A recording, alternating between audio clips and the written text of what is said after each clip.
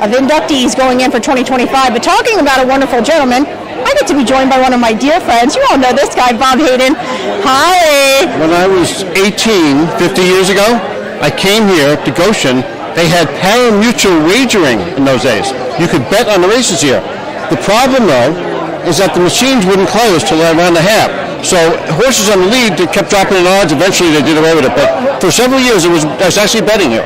Could you imagine if that was how betting was done now, if they kept it over to the half? I don't think we can do it. No, you can't have that. But the racing, this is historic. This is fun. This is a lot of history here. And this is where a lot of horses, the young horses, especially in New York State, kind of, get their background. They cut their teeth. Ray Schnittger's got a lot of good ones. So it's a little bit of a training ground for some, and a curiosity for a lot of people who are in New York or maybe even East Coast type people. Holly, we have the inductees going in for 2025. A great lineup this year. Chris Ryder, Bob Bonney, Tom Aldridge. We got another one there. Of course, Mal Burrows. He's not going to be with us tonight as he has recently passed, but we have the inductees going in. Great lineup. Yeah, Mal Burrows, interesting guy. Mal Burrows actually built the Meadowlands. His company built the track. He had 3 goals in life now. Build the Meadowlands, breed his own Hambletonian winner and drive it to victory, and make the Hall of Fame. Tonight, that cold trifecta comes in from Mal. You got Chris Ryder. Oh my God, this guy's the greatest. The first 5 or 10 years Chris Ryder was here in this country, the nicest thing I could say about those 10 years, curiosity. And then all of a sudden, we saw Art Major, McCardle, Cathedral.com, Mystical Sunshine, Metropolitan, Dawn of a New Day, put on a show. I love the nightlife. He just keeps rolling them out. And then what happened? He saved the best for last. The last 7 years, you got Bettor's Wish, Party Girl Hill, Nicky Hill, you got Twinbee Joe Fresh, you have Mickey and Minnie, gem quality throughout. How's that sound? I think that's good. Now, don't forget about Tom Aldridge, of course, the GM of Northfield for 28 years. Oh, geez. The GM of Northfield for 28 years. Tom, now you've worked at a racetrack a time or a dozen, right? It takes a lot to run a racetrack for 28 years. Oh, my God, the home of flying turns, right? Yeah, I mean, you got to give anybody credit. Half-mile track, if you're a GM at a track that's a half-mile track nowadays, that's doing some good work because it's tough nowadays to sell. Because you have some horses who just aren't going to race or can't race, one or the other, on a smaller track. So you have that as an issue. 3 straight Hambo winners back in the late 2000s did not race in the Yonkers Trot because it was a smaller track, and therefore we had no Triple Crown winner. We had it with Donato Hanover, Dewey Cheatham and Howell, and Muscle Hill 3 years in a row. That's because of the smaller track. But the racing there is good. Fans love it. End-to-end action, and there's no breaks. When you're betting $2 across or $5 across, Northfield, you're getting your money's worth. Now, talking about getting your money's worth, now you're drinking, I think it looks like White Zin, so you're going to have to be on your best behavior. We know you like to get to the window a time or two. What about what they did for simulcasting? Simulcasting is amazing. Simulcasting actually debuted in '83. It was ruled unconstitutional and didn't come back full-fledged till '85. And by the time we came back, when I was a practice Hamiltonian year, it's been full bore ever since. Sometimes, though, racetracks can get a little lazy because you have the simulcast signal on. You don't have to do a lot of work, so you don't pay as much attention to your own product, right? So that has become a little bit of a problem. Slots, the same type of thing. You have money that's automatically coming in. It's kind of a built-in bank. So your own product suffers a little bit, but that's kind of where we are, and simulcasting, that was huge. Now, what do we talk about some of the Immortals going into the Hall of Fame here tonight? What a list there is of them. Magician is one of them. I was looking at some of the names. Wow, Magician. Magician was such a great horse. Magician is the horse who got Dave Miller on the map. Dave made a commitment to come to the Meadowlands in 1999 full-time. He got lucky. A couple of the drivers weren't around, a couple got hurt, whatever, so it opened up the door for him. But it was Magician. That's the horse who Dave rode to his first big wave in the industry. He won the Nat Ray with the Cashman now that year, and then he parlayed that each of the next 3 years. And Dave Miller, the following year, in 2000, he won the first ever $1 million Breeders' Crown Trot with Magician. And I just told Dave, I'm here tonight, he says, because of Magician. Well, he certainly should be. That's right. And of course, longtime owner Bob Key. We lost him recently in the last couple of years. He makes his way into Hall of Fame. Of course, the owner of American Winner and many others. Yeah, I just saw. I know Mrs. Key. I just saw Rob Key. I was talking to him before, and that winning Key Farm. They're players in the industry. Their money is where their mouth is. They breed. They own. They train. They employ some really good people. So we gotta love it. Remember the year they won the Hamiltonian American Winner, they won 1 too, and they won both the limbs. So they swept everything that year. So American Winner, one little great trivia note, because you know I love trivia. Per Erickson won the Hambo in 91, 92, right, back-to-back years. He trained American Winner at 2. But there was a dispute. He didn't have him after that. Had he not, he might have won 3 straight Hamiltonians. And you know how many trainers have won 3 straight Hamiltonians? 0. 0. Let's give the shout. 0. In case she does it this year, 0. Let's give a shout out to, of course, the Communicators. Of course, you went into the Communicators Hall of Fame alongside our dear friend Sam McKee in 2012. What did it mean for you to make it into that Hall of Fame back then? Going in with Sam McKee meant a lot, I can tell you that.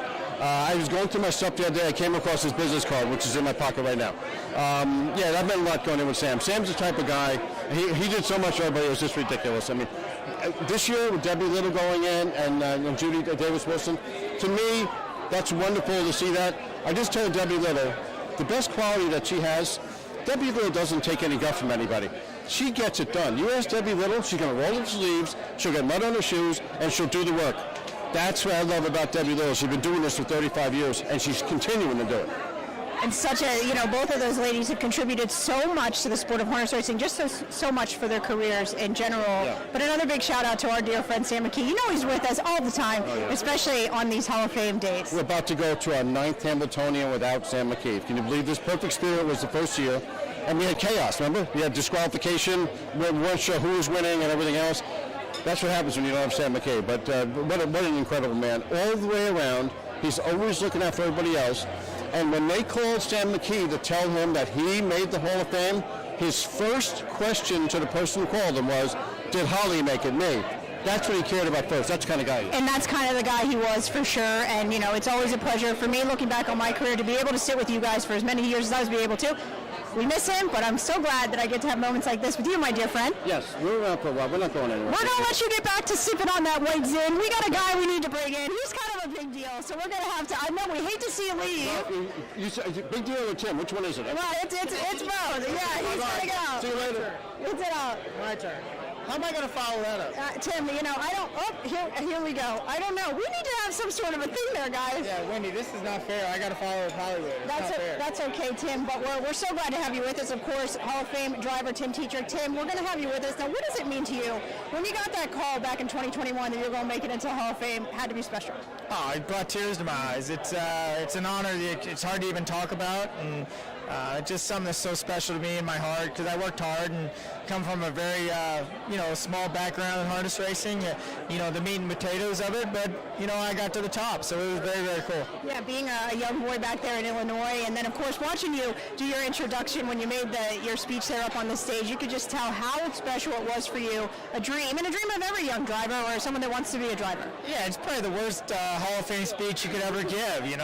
But it was heartfelt. I just lost my father, and I was seeing my mom there, and tears come to my eyes. I couldn't talk about it. So. One more thing before we get in, we're going to talk about Put on a Show and Chardon, the two fillies and mares going into the living Hall of Fame here for the horses. But let's talk about your daughter Trista. She's tearing it up, getting on that for those barrel racing. Oh yeah, she's a daredevil. Like she's all into it, and she loves it, and she loves the horses, and I'm so proud of her. She's very pretty too, Tim. She's getting tall and super, super pretty girl. I just bought 2 shotguns, and I've learned how to load them and clean them and all that, so I'm ready. Come on. Let's talk about Put on a Show. We got to go all the way back there, many, many years ago, all the way back to like 2009 and 2010 when things were just starting to really heat up for you. This filly at the time was one of those that really helped keep putting you on the map. Oh, there's a now horse, and she's amazing. What a beautiful mare she was, and luckily Chris trusted me with her, and she was an amazing horse. Like she could carry the mail, and she was a wonderful animal. Really deserving. Really lived up to her name, right? Of course, 31 of 50. She loved to find the winner's circle, and she was one of those fillies. Of course, you drove her primarily at 3. When she was on the track, you watched her, and you knew she was going to give her best. Oh, no doubt. Like just give her a target, and she was there, and she got her picture taken a lot.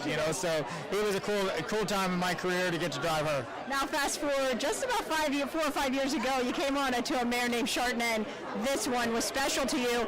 She just turned all heads in harness racing. Truly deserves to be going into this Hall of Fame. I mean, she's the fastest mare ever, which means something. And for her, like coming from where she come from overseas, and it was a good story. And for my good friends Jimmy and Joanne, it was great. And I'm just glad I got to sit behind her. She was a work in progress. She was tough, but most good mares are. So I was going to say, when you knew every time you were going out on the track, when you sit behind a mare like that, what did you feel when you got in the lines in your hands? When you said, "We know we got a big shot here today." She was going to give everything she got. Yes, you're right. But I was like, "Don't run away with me. Don't run," because she had that in her, like she could run away with you. And yeah, I didn't want to spin her out the first half. And she had so much talent. She could just carry her speed. And what a great animal she was. She was. I know we have Twin B Joe Fresh now, but Chardon was the Twin B Joe Fresh 5 years ago. They're very comparable the way they race. They didn't want to let anybody buy them, and you knew she made racing fun to watch. Well, Chardon was on the lead. She was kind of making her own race. Twin B Joe Fresh is a great animal, and she can do it either way. It's just different times, different eras, but Chardon was an amazing animal. I'm just glad I got to be part of it. Well, not kind of a no-brainer for you to be here tonight for these 2 of these special mares going in, right, and getting to kind of solidify and get them into the Hall of Fame. You being here is definitely very special. Well, it's special to me because I get to, like when I was getting elected into the Hall of Fame, I was such a whirlwind, and I didn't let it sink in as much as I should. And I got to walk through these hollowed halls, and it was really cool to see it. And I'm part of these great horsemen in our sport, and to me, it's very special. Now, I know we're only as good as the horses we get to sit behind, but I feel like both of these fillies set records, fastest of all time, of course, with Chardon. You might have had something to do with that. No, I was along for the ride. I didn't fall off. As they say, I didn't fall off, and I had good horses to drive, and these 2 mares are so special, and to get to say I drove 2 horses going in the Hall of Fame is very, very special. Speaking of Hall of Fame, before we let you go, how'd you do in that Hall of Fame race today? I sat back. I got Ray Snicker's horse qualified. He said, just get it qualified, so I kept it qualified. So you did the best you could. I did what I had to do. Thank you so much, everyone. Of course, thanks, Hall of Famer Tim Tetrick. Stay with us. We'll be right back with a lot more from the Hall of Fame in Goshen, New York. Thank you. Thank you.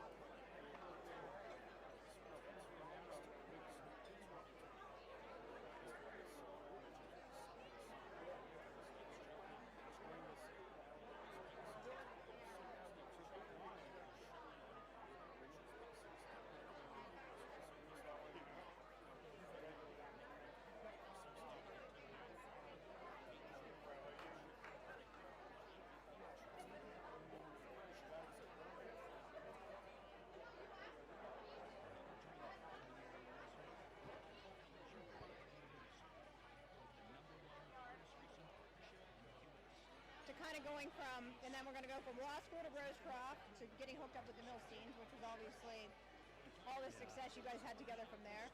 Talking about running a racetrack, flying turns, kind of everything you did there, making the, just simple, easy stuff. Turning horse racing fans into racehorse owners. The HarnessRacing.com preview show is sponsored by the Standardbred Horse Sales Company. The Harrisburg sale from the Standardbred Horse Sales Company is coming your way November 3rd through the 8th.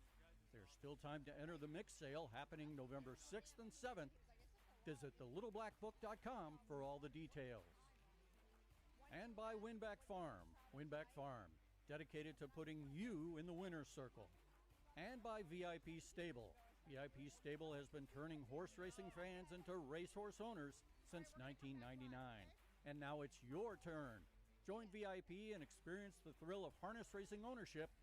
For more information, visit www.vipstable.com. Winback.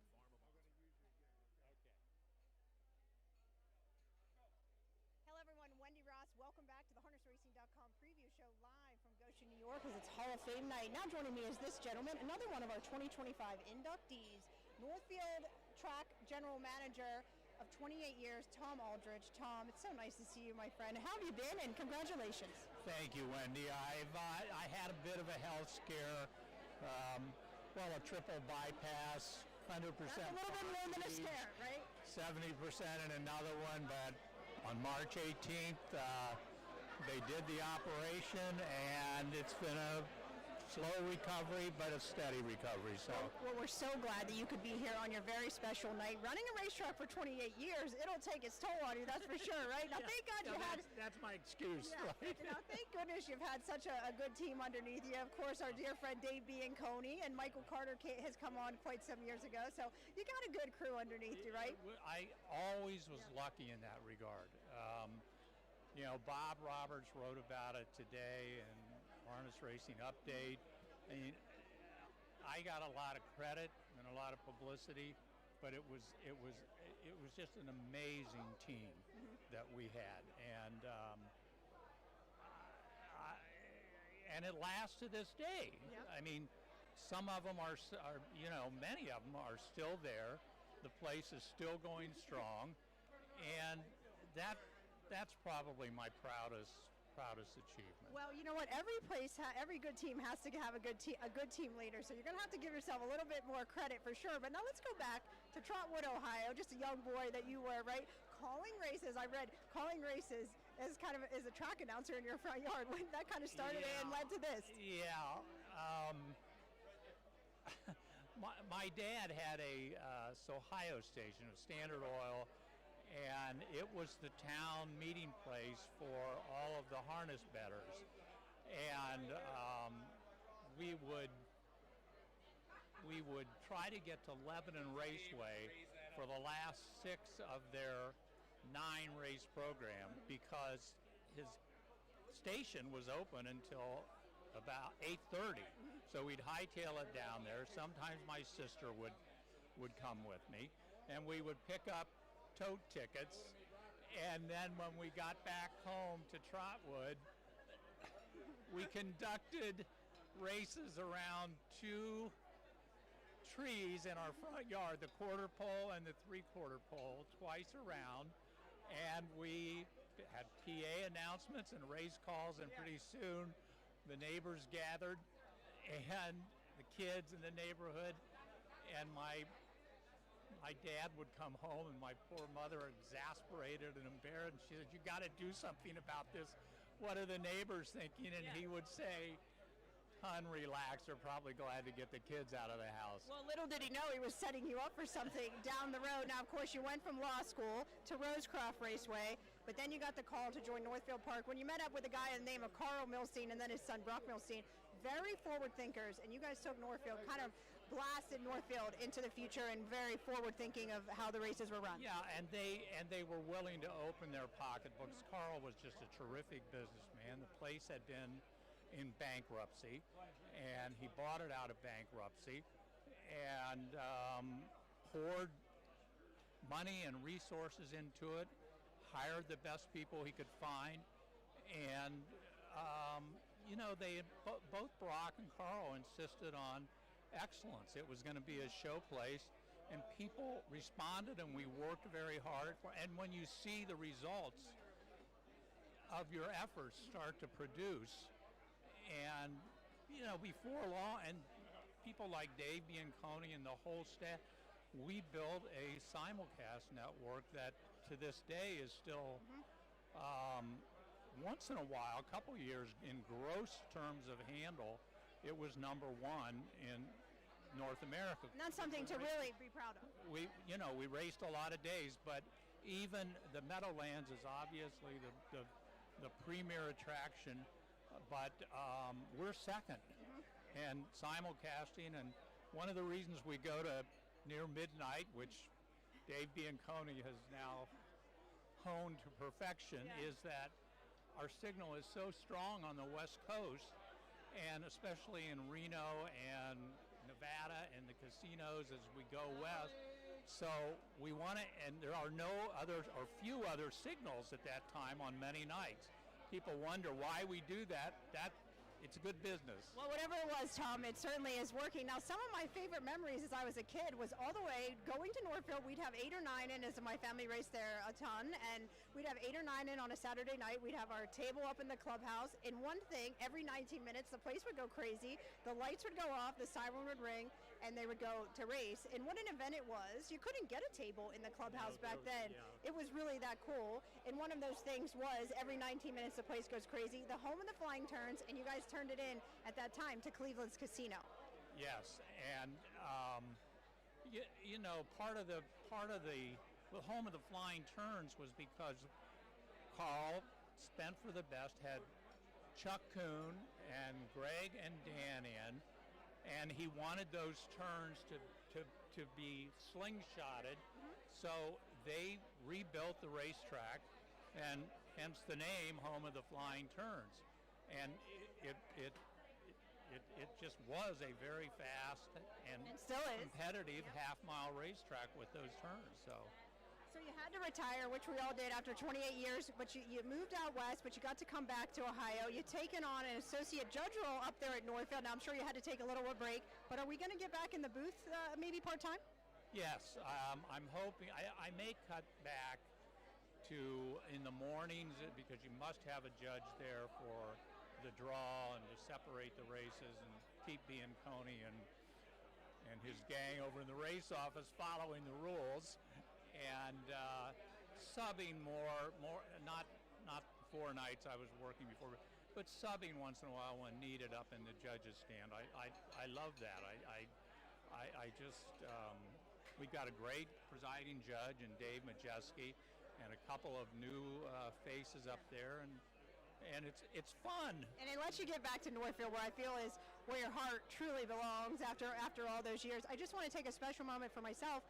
Back in 2008, I was just a girl in senior year in college, and you and Dave Bianconi I said, hey guys, I need to do an internship. You said, come on up, we'll put you on TV. Heck, Tom, that was about 17 years ago, so thank you for the opportunity. And bittersweet for me and really cool to be interviewing you here tonight as you make your Hall of Fame induction. So congratulations, my friend. Sorry, and thank you. Keep you. But that's you're okay. Still there on occasion anyway to do this. I do get to stop by every time, and then of course I get to spend time with Dave Bianconi when we do the jug together. But this night's all about you. Congratulations and enjoy your time. And you got a good speech prepared? I do, if I can get through it. I get pretty emotional, and there are just so many people to acknowledge, and you can't do it in 6 or 7 minutes, but I'm going to try. Well, Tom, thank you so much for your time. Congratulations again. Thank you. One of our 2025 Hall of Fame inductees, Tom Aldridge. We'll be right back.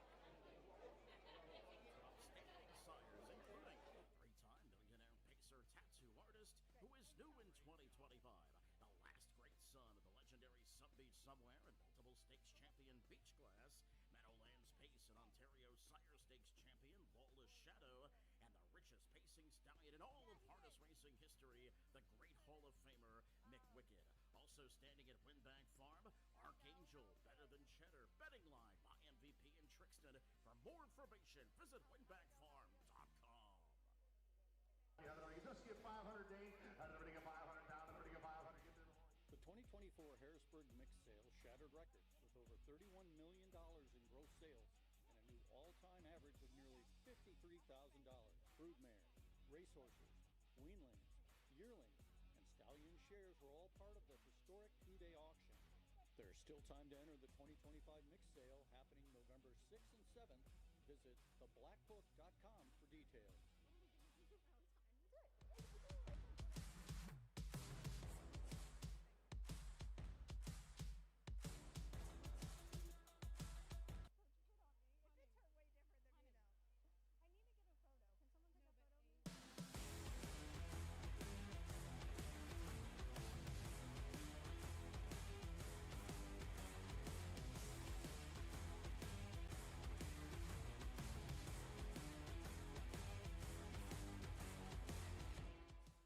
Want to own a racehorse? Now you can with VIP Internet Stable, the #1 harness racing partnership in the U.S.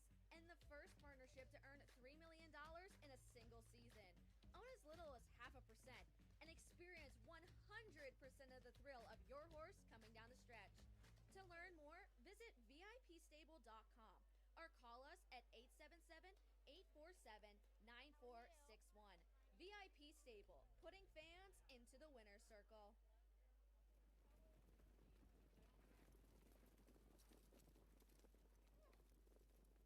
They're off. Blue Moon Stride gets the first call, but there goes Pure Country on the outside trying to blast off. Caviar Alley and Sharton, the big favorite from the inside. Rockets to the top from the rail with T-Trick. Right to the top here goes Sharton.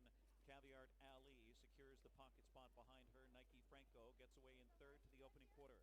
Blue Moon Stride is fourth at this point. Then it's Pure Country who settles in fifth for now, followed by Percy Blue Chip, a Breeders' Crown champion, and Win Sun Glory and Apple Bottom Jeans. 27 flat opens it up here off the turn across the backstretch. Sharton up front at 4-5.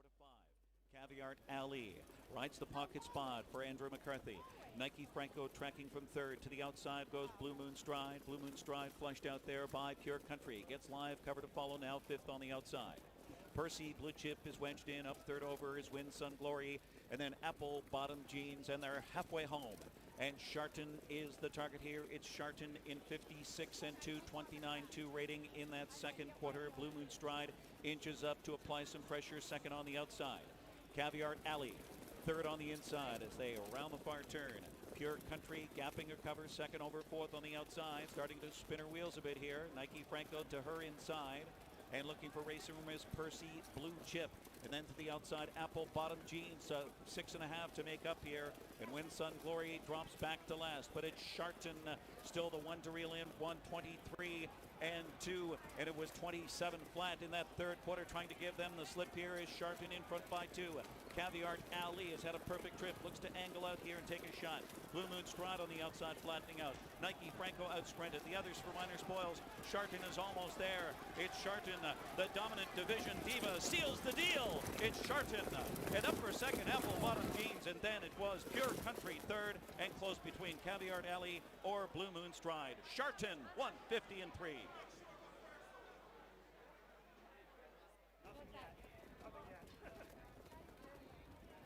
And the field picks up speed. Here they come. And they're off. Apple Bottom Jeans pushes away from the outside. Caviar Alley and Call Me Queen Bee getting involved early third. Twinkle gets away fourth. Sharton fifth. LA Delight went off Stride. So it's Blue Moon Stride on the inside, 6. Pure Country to the outside, 3 wide from 7th. Inverse Hanover, 8th on the inside, followed by Win Sun Glory, then Safe from Terror on the outside with Nike Franco. And the early breaker, LA Delight, 2 wide on the turn, 26 and 4/5. And that's going to be Call Me Queen Bee and Scott Ciron forging to the front. Sharton and T-Trick on the outside, right by off the turn. Caviar Alley now already back to third on the inside. Off the turn, Twinkle goes up fourth on the outside. Blue Moon Stride tracking that live cover, fifth on the outside. Apple Bottom Jeans is sixth. Pure Country is into the flow, third over, seventh on the outside. Then it's Inverse Hanover on the rail with Safe from Terror. Stride for stride at the back is Win Sun Glory on the inside, along with Nike Franco on the outside. The half was 54 and 3, so they're chasing Sharton, the 3-5 favorite. Sharton in front. Tough first over trip for Twinkle on the outside, second. Call Me Queen Bee on the inside, third. Second over, prime striking position is Blue Moon Stride, fourth. Pinned in is Caviar Alley, fifth as they round the far turn. Pure Country trying to gain ground and gear up from third over, sixth on the outside. Then it's Apple Bottom Jeans shuffled back. Safe from Terror's fourth over on the outside. and it's still Sharton by 2. Twinkle second, tough first over, and here comes Blue Moon Stride on the outside with Corey Callahan off 3/4 in 1:22. Into the stretch drive of the Lady Liberty. They chase Sharton. Sharton in front here, and Blue Moon Stride on the outside, trying to pour it on. Pure Country with late kick on the outside, last year's winner. Apple Bottom Jeans on the inside. Sharton clings to a short lead. Pure Country is cunning. Sharton almost there. Sharton! Then Pure Country, then close between Apple Bottom Jeans and Nike Franco. 2:04 and 1.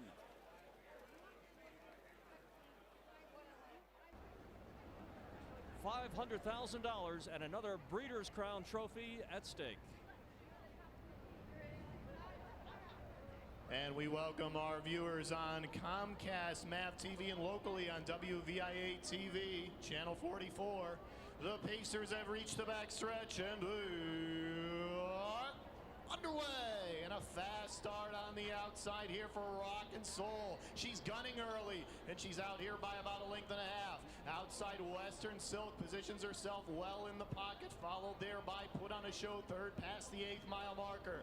Inside fourth now, there's Can A Cami, higher and higher in tight behind that, followed by Northwest Hanover. It's Hula Z-Tam 7th at the back of the pack here, Naughty till the end, and Penagler is the trailer. The quarter 27 even, and up front here, Rock and Soul. Yannick Gingras was aggressive in the early going. Here goes Put on a Show. She's not waiting around. Tim Tetrick pushes the button and Put on a Show steps on by right there at the 3/8 pole. Rock and Soul is back to second, followed by Western Silk third. And you've got Can A Cami yet to make her move. Higher and higher around that turn fifth. She's going to the outside. Hula Z-Tam follows. Inside Northwest Hanover. At the back, Naughty till the end, and the trailer Penagler. The half 55 and 1. 28 and 1. Second panel. Nasty bit of pacing on the front end here now for Put on a Show. Her lead is about a length. Rock and Soul has worked out the pocket trip, and she's content to stay there.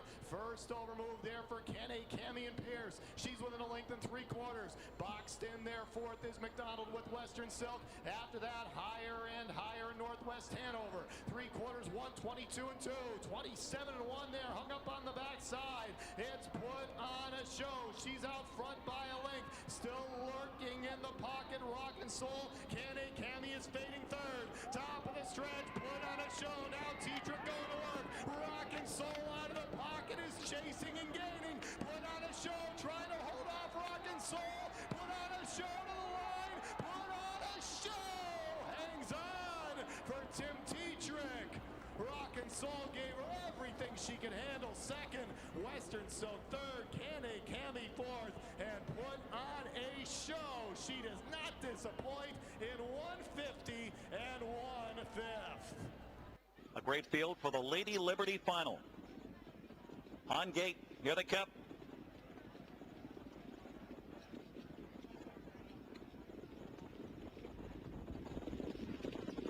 And the Rob, Proclamation and Put on a Show, both out there, and Tetrick has the gas pedal down, and Androvet from the inside.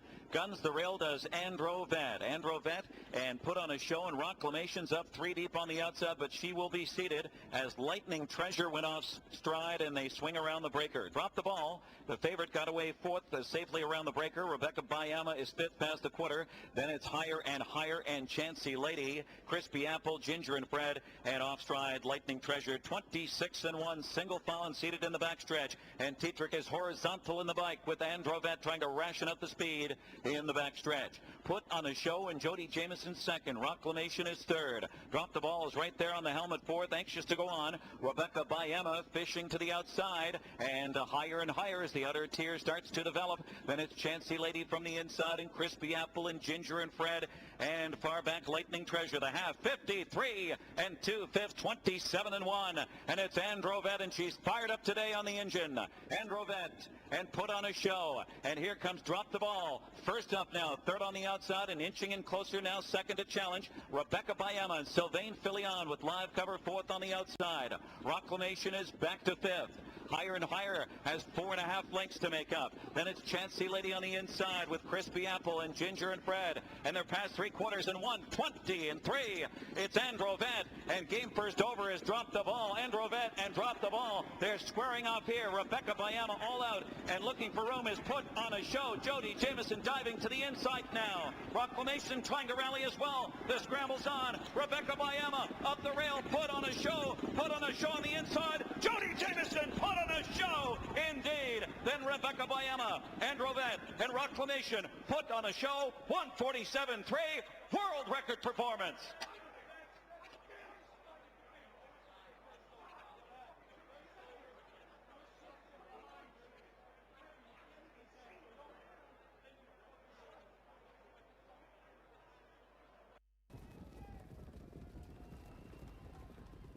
Off and trotting, and Sutton strides out for Andy Miller and goes for the lead. Marion Marauder, a bit of early speed there. Southwind Frank protects the rail and moves up on the inside with the Royal Harry, and bar hopping is fourth now, so Marion Marauder is fifth. Weightlifter K sixth as they round the first turn and head to the opening quarter. Then comes Milligan's School, Iron Mine Bucky to the outside, and Maven's Way. Lagerfeld can see them all. He is the trailer. They hook up early here. It's Sutton. And on the outside, Southwind Frank is pressing here for Jingra. Bar hopping on the move up from third. First quarter not fast, 28 and 2 down the backstretch. The Royal Harry settles off the speed, and the duelers here in fourth. Marion Marauder a loose fifth at this point. It's Weightlifter K sixth across the backstretch. Then it's 2 lengths to Milligan's School, Iron Mine Bucky next, and Maven's Way and Lagerfeld. And bar hopping, elimination winner, clears with confidence here with Tietrich. Bar hopping in front now. Southwind Frank pockets up as they race past the half in the Hambletonian. And now Sutton is third. The half are rated 56 seconds. The Royal Harry on the inside fourth. Now launched to the outside, uncovered, is Marion Marauder. Fourth and gaining quickly as they hit that far turn.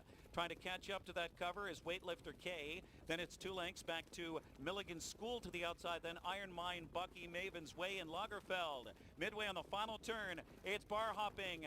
And on the outside, here comes Marion Marauder. Marion Marauder with a full head of steam. Bar hopping on the inside. The 2 elimination winners are slugging it out toe-to-toe in the Hambletonian in 1:24 and 2 for 3/4 into the stretch drive. And on the outside, Marion Marauder has open road. Bar hopping battling back. Weightlifter K angles on the inside. The Royal Harry and Southwind Frank looking for that rail and has room now, but it's Marion Marauder still in front. Southwind Frank is coming. Marion Marauder, Southwind Frank. Marion Marauder and Southwind Frank, they hit the line together. Maybe Marion Marauder. Sutton was closing late for third. Then Weightlifter K, a photo for win. 1:51 and 4.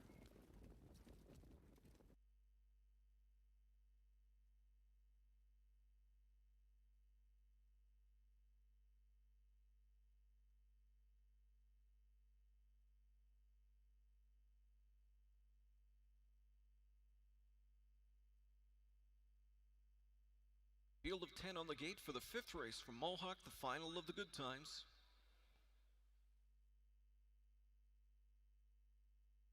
They're off and trotting, leaving out down the center. Will take charge and Dason. Diamonde splits those two. Far outside, Tony Soprano with some early get up and go tonight. Back there from 5th, Marion Marauder. 6th away at the rail, Blenheim. 7th parked at his flank is bar hopping. Then it's back to going to the limit. Honor above all. Zagster will be the trailer by the time they hit the quarter pole. They're on their way to the quarter, and on the lead is Will take charge. At his flank and pressing is Dason. Diamonde's right there third.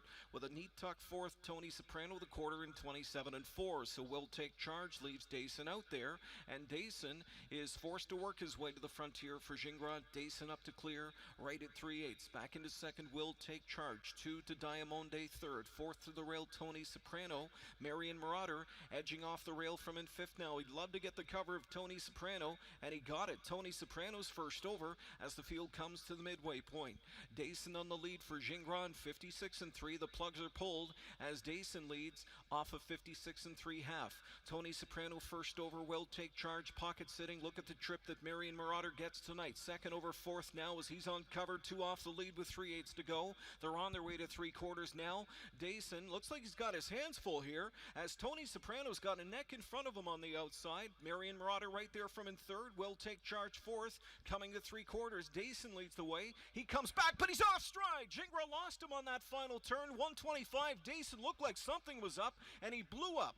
Up the inside will take charge. Marion Marauder kicks off cover. Blenheim is stick handling through traffic late now. Will take charge at the rail. Here's Marion Marauder on the grandstand side coming on for Zeron. Marion Marauder on the outside is sweeping up.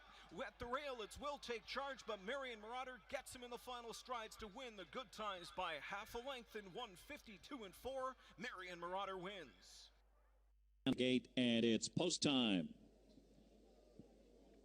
Field of 10 lining up for race 5. Preferred equine starting gate rolling. For $306,500, the 2016 Jim Doherty Memorial. 3 to 5 in the 1. Ariana G. Undefeated 3 for 3. Elimination winner in 154-1. 2 to 1 in the 5. Shea Zatter. And at 9 to 1 the 8. That's all money. Trotting fillies lined up. Field of 10. The Jim Doherty Memorial. Race 5. Here they come.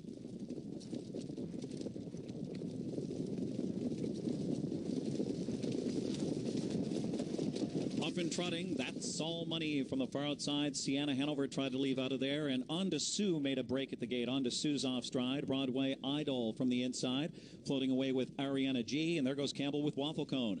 Waffle Cone takes the lead. That's all money on the outside. Swoops down on her. Sienna Hanover's on the move up there. Broadway Idol, headstrong, now third on the inside. Shea Zatter's fourth. So Sienna Hanover parked out fifth here. Ariana G is pinned in sixth past the opening quarter. Then comes Roses Are Explosive and Evelyn at the back with Donato Fashion. Far back after the miscue is On to Sue.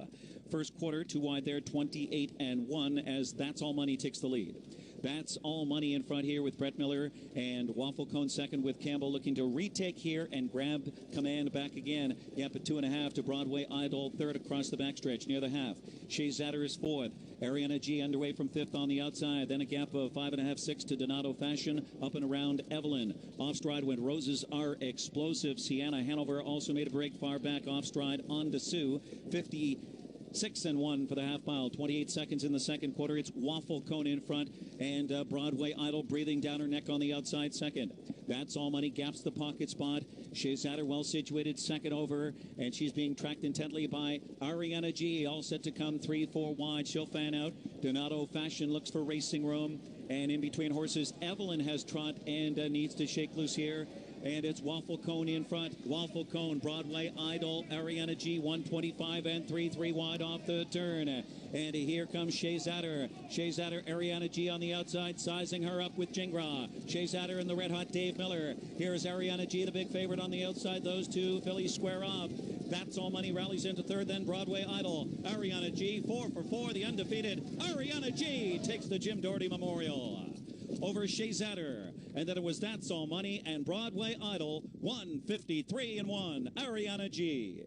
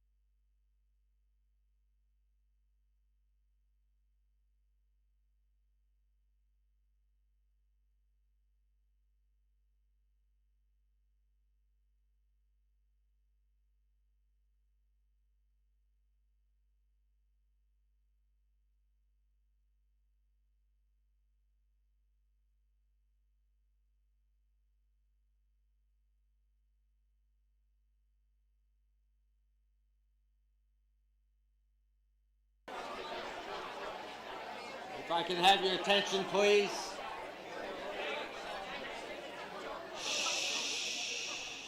Thank you. At this time, I'd like to introduce the president of the Harness Racing Museum and Hall of Fame, Seth Rosenfeld. Thanks, Mark, and hello to everybody, and welcome to the Harness Racing Museum and Hall of Fame. Thank you so much for being here. We hope you have a great evening, and I'd just like to say a very hearty congratulations to a wonderful, wonderful group of honorees tonight. Just congratulations, and everyone have a great evening, and hope you enjoyed the food, and please enjoy yourselves. Thank you.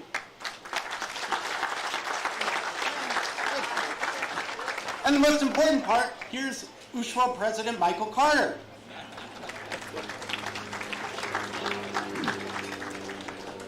Thank you, Seth. I will get you a pup cup later. Good evening and welcome to the night when we honor our sport's best and brightest. As we gather on this evening of celebration, we remember what unites us, our common love of the sport. We're here to celebrate together our own victories and those of our fellow horsemen and women, and to remember that without the magnificent horses, we would not be here. May we please at this time have a moment of silence for those in our sport who have passed since we have last gathered here, especially Hall of Famers Bob McIntosh and Mal Burrows, and the tragic loss of Hunter Myers.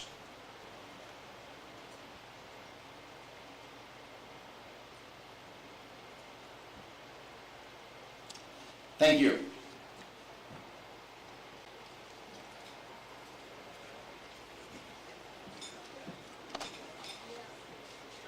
On behalf of the Hall of Fame trustees and staff, we would like to thank everyone in attendance for their support and commitment to this great institution and its importance to the industry. We hope everyone enjoyed tonight's food offerings. We now ask that you please refrain from conversation and give tonight's honorees the respect they deserve. Live streaming of this event is currently available on the United States Trotting Association YouTube channel, Facebook Live, and X. In-depth biographies of tonight's inductees are available in your souvenir journal. The Harness Racing Museum has long enjoyed the support of the Monticello Goshen chapter of the United States Harness Racing Association, and this year is no exception. Representing the chapter are Chris Tully and Sean Wiles to present their very generous contribution to the Harness Racing Museum, accepting our Seth Rosenfeld and Museum Director Janet Trujillo.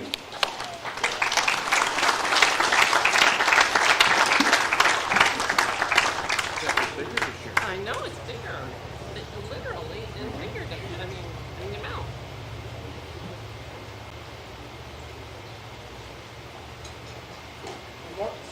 Sure. Digital film is cheap.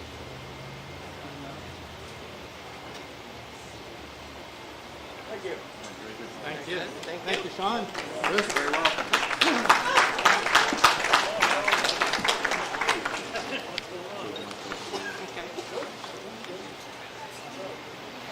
Michael Carter, representing the United States Harness Racers Association National, is here to present a generous check to the museum as well.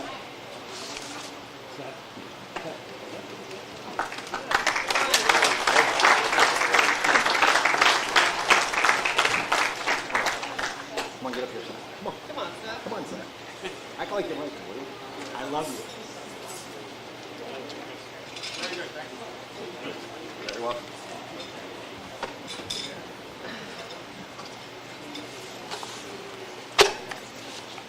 Welcome to the Hall of Fame. It's a very exciting night to recognize so many deserving horses and horse people. I want to publicly express my gratitude to the entire staff of the museum for their efforts every day, but especially the days leading up to this event. It's never easy, but the end result is always impressive. The work of the Board of Trustees is also appreciated. They give their time, expertise, advice, and support to this institution so generously. Tonight, we will again auction the New York Yankees General Manager Suite, donated by Brian Cashman, and the Great Horse Golf Package for 4, including carts and lunch, donated by Great Horse and the Antonacci family. I want to thank our sponsors, Marvin Katz, for sponsoring our tote bags tonight, Kimmelman and Baird for sponsoring our dinner, MGM Northfield for sponsoring our beautiful awards, and Jay Farrar for sponsoring the lovely flowers. Thank you all for coming, and please enjoy your evening.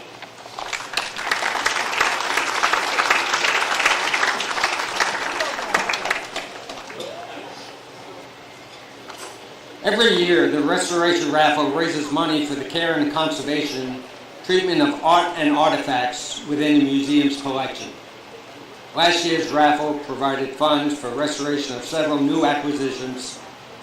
If you haven't yet purchased your chance to win one of the great prizes donated to the event, please see Rebecca Howard inside Houghton Hall to get your last-minute tickets. And please stop by as you leave tonight to see if you are a winner. At this time, I ask for Seth Rosenfeld to come back up.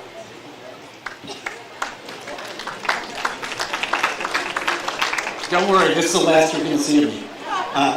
At the museum's annual trustees meeting in 2010, President Aldridge Gary Jr. announced the creation of the Delvin and Mary Liv Miller Horse of the Year Perpetual Trophy. Beginning in 2011, the trophy was inscribed with the name of the Horse of the Year. It is then displayed during the year in the Horse of the Year exhibit at the museum. In 2024, this year's winner won 11 of 13 starts with 2 seconds and was elected 2024 Dan Patch Horse of the Year and Dan Patch and O'Brien Older Pacing Mare of the Year. Her 2024 earnings of over $890,000 contributed to over $2.5 million lifetime, which barely does justice to what an extraordinary mare she is. This year's winner is Twin Bee Joe Fresh.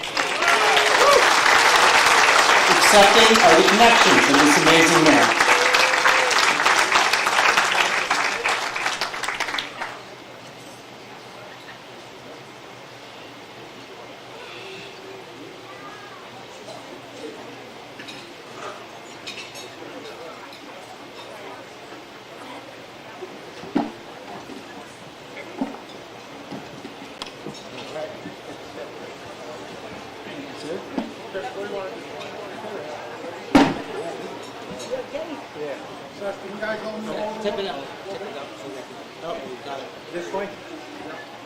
Here's one more coming. Dexter. Hold on. Your driver's coming. No, you're good right there. You guys just move over a little bit. We've got one more coming. Okay, yeah, I hear. Here he is. How we doing? Who's he anyway?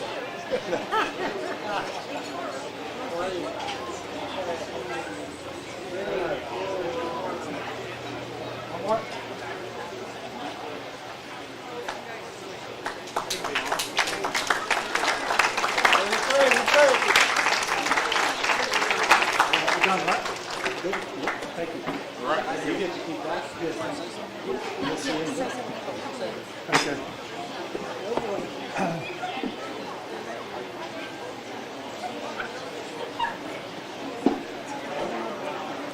Thank you, everybody. Twin Bee Joe Fresh, she speaks for herself. We keep saying in the barn, we don't know how long it's going to continue, but for now we're going to keep rolling. She's in good shape, and she's given us, as it's a cliche, but she has given us a ride of a lifetime. So we just appreciate all the fans and what she does for us, and Peter, Barbara take great care of her, and Dexter's driven her terrific, but she's just a great filly, and we're very proud of her. Thank you.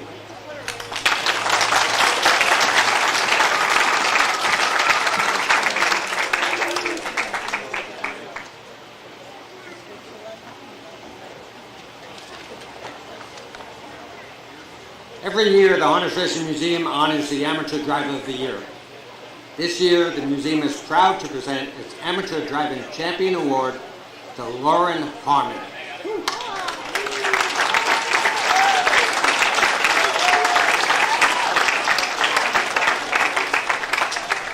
Here to present the award is Steve Olford.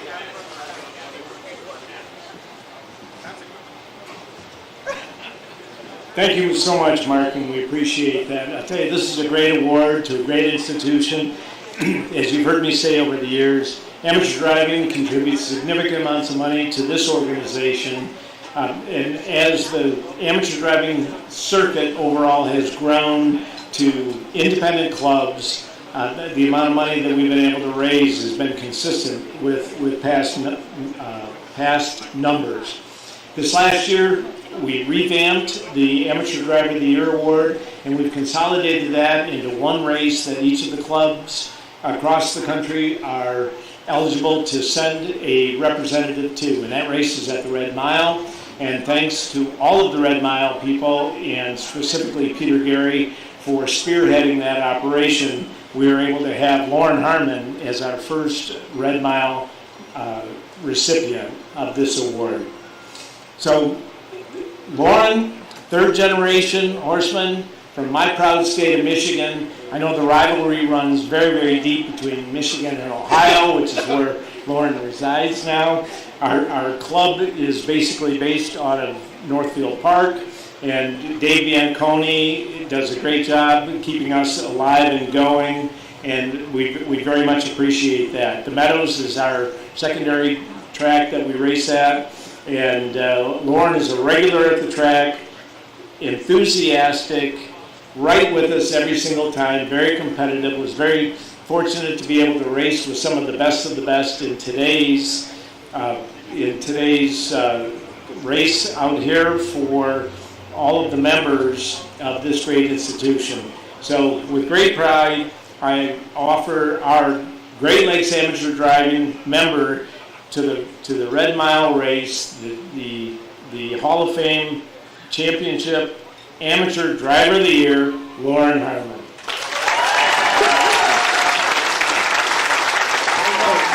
Oh, yeah, go to the picture. Here, hold on. You hold that. There you go.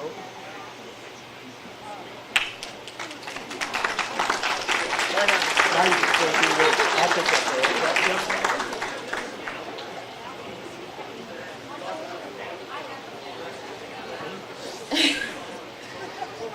First off, I would like to thank the museum and Hall of Fame for presenting this award for amateur drivers like myself.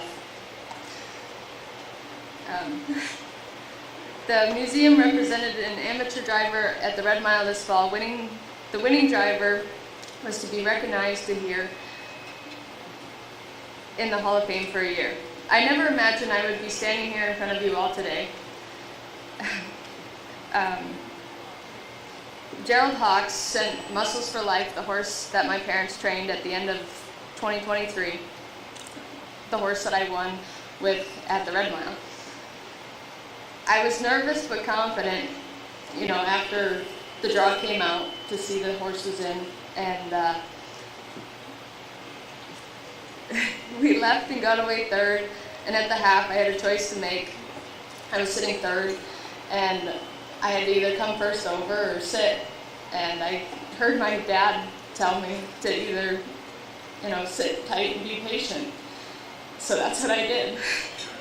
And luckily it worked out by the time we got to the three-quarter pole, and we were able to slide out, and I let the horse go to work.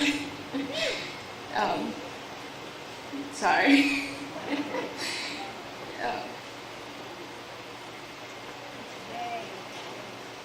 They took the time to teach me and give me a chance to be here today.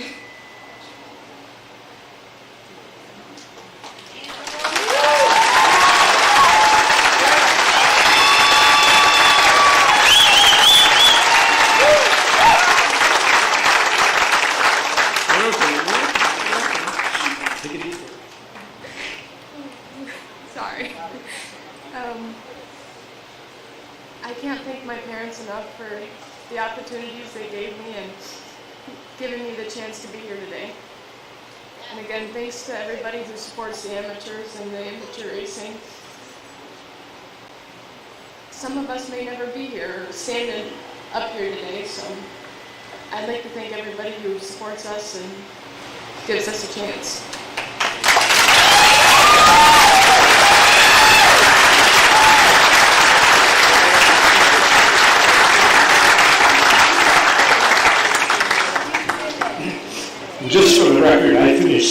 in the race.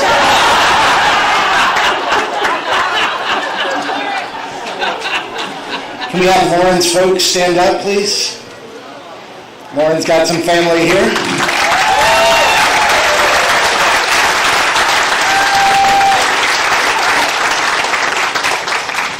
Congratulations, Lauren. At this time, we will induct the Living Horse Hall of Fame broodmares. Our first award goes to Fireworks Hanover. A foal of 2001, Fireworks Hanover produced 14 registered foals with 10 starters at over $2.7 million in total North American earnings.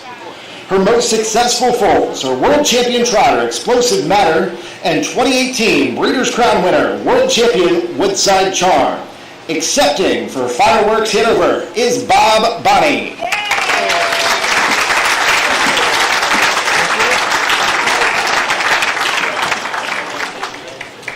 Thank you, Mike.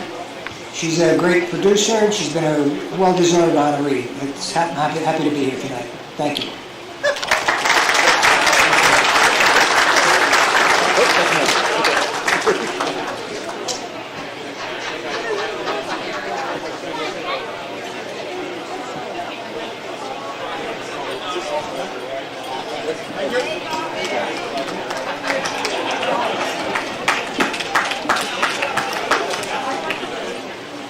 Typical Yankee, trying to steal my script. Our second broodmare is Stevie Windows. A foal of 2012, Stevie Windows has been a prolific broodmare with two-time Dan Patch and Older Trotter of the Year, Hall of Famer Jim Panzee, and two-time New York Sire Stakes champion, Iteration leading the way.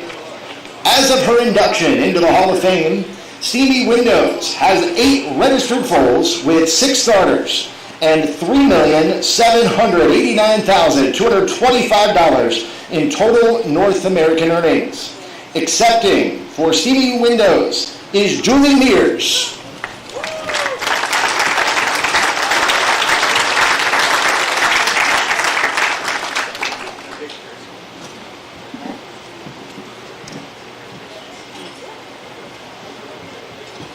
Thank you. It's been a thrill to be involved in her career. Thank you very much.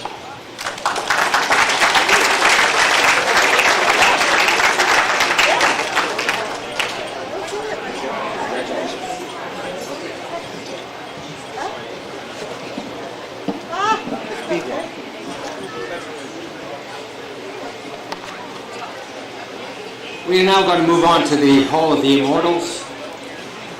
Our first Immortal honoree was special in many ways. Mal Burrows was elected to the Living Hall of Fame, but unfortunately passed away last September. Mal entered the business in the 1970s and started driving amateur races in the 1980s. He became only the second amateur driver to win both the Hamiltonian and the Hamiltonian Oaks, with Malabar Man and Gleam. Accepting for Mal Burrows is Bob Hayden.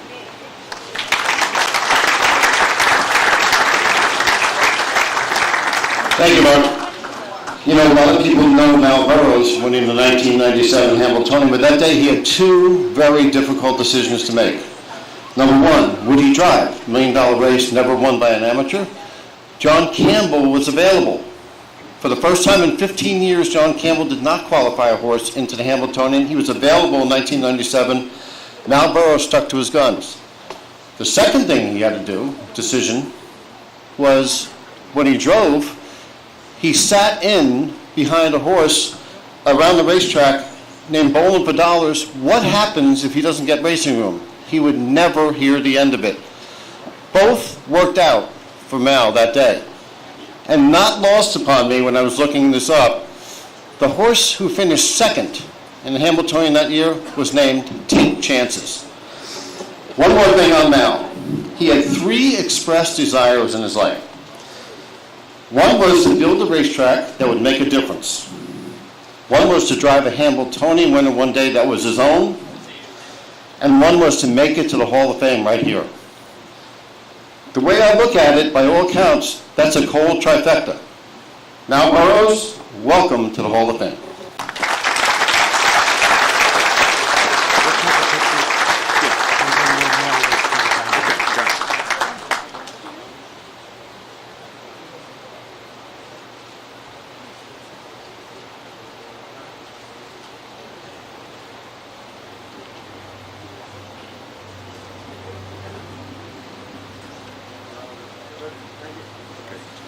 Thank you.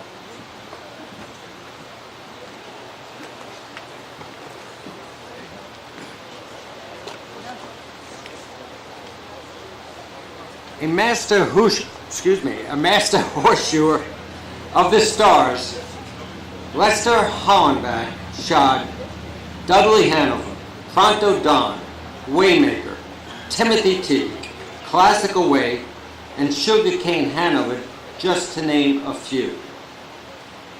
This is the second Hall of Fame Mr. Hollenbach is being inducted to, as he was previously inducted into the International Horseshoeing Hall of Fame in Lexington, Kentucky.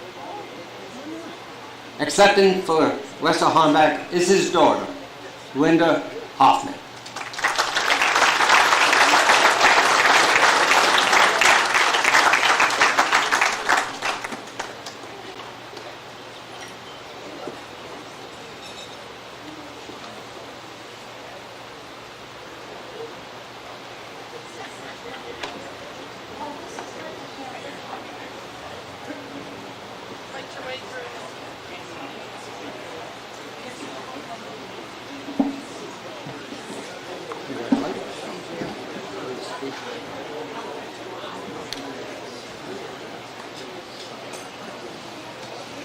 Linda was a little bit emotional and didn't want to speak. I didn't either, but she didn't give me a choice. So Lester would be thrilled. So I'll just say on behalf of the entire family, thank you very much.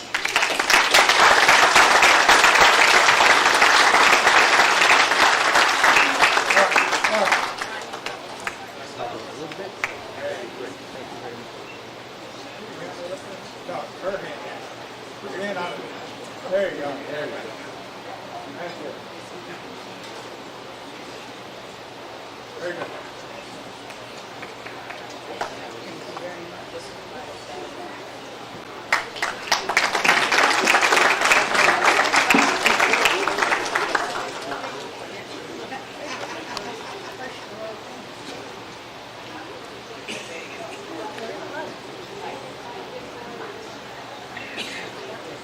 None of our horses would have the success they have without a loyal caretaker. And that goes back to the very beginnings of the standardbred.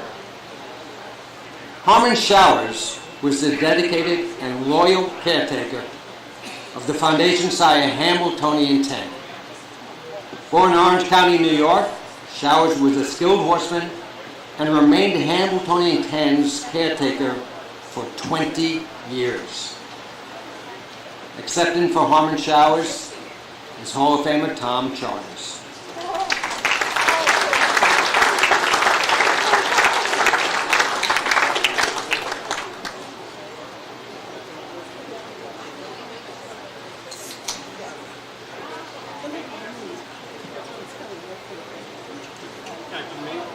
Take the step.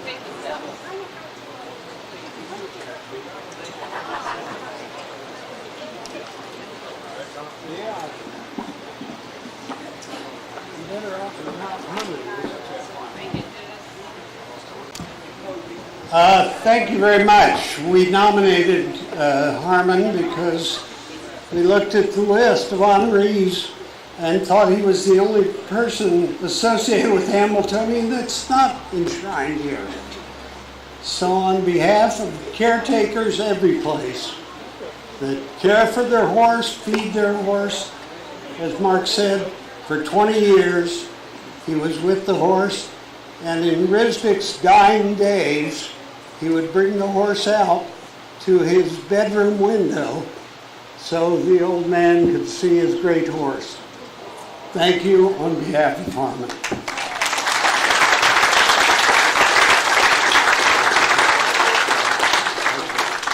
Let me say, when Rebecca Howard here at the museum did a phenomenal job of researching.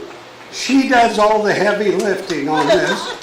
All I have to do is pick up the award, so I want to just point that out. Everybody good?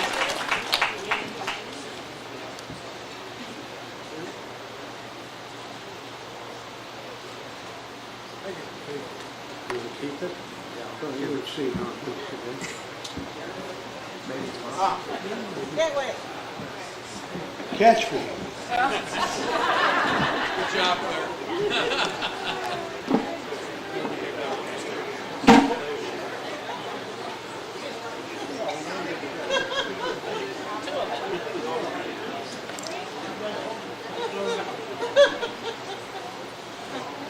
To introduce our next Immortals, please welcome Communicator's Hall of Famer, Ryder Houston.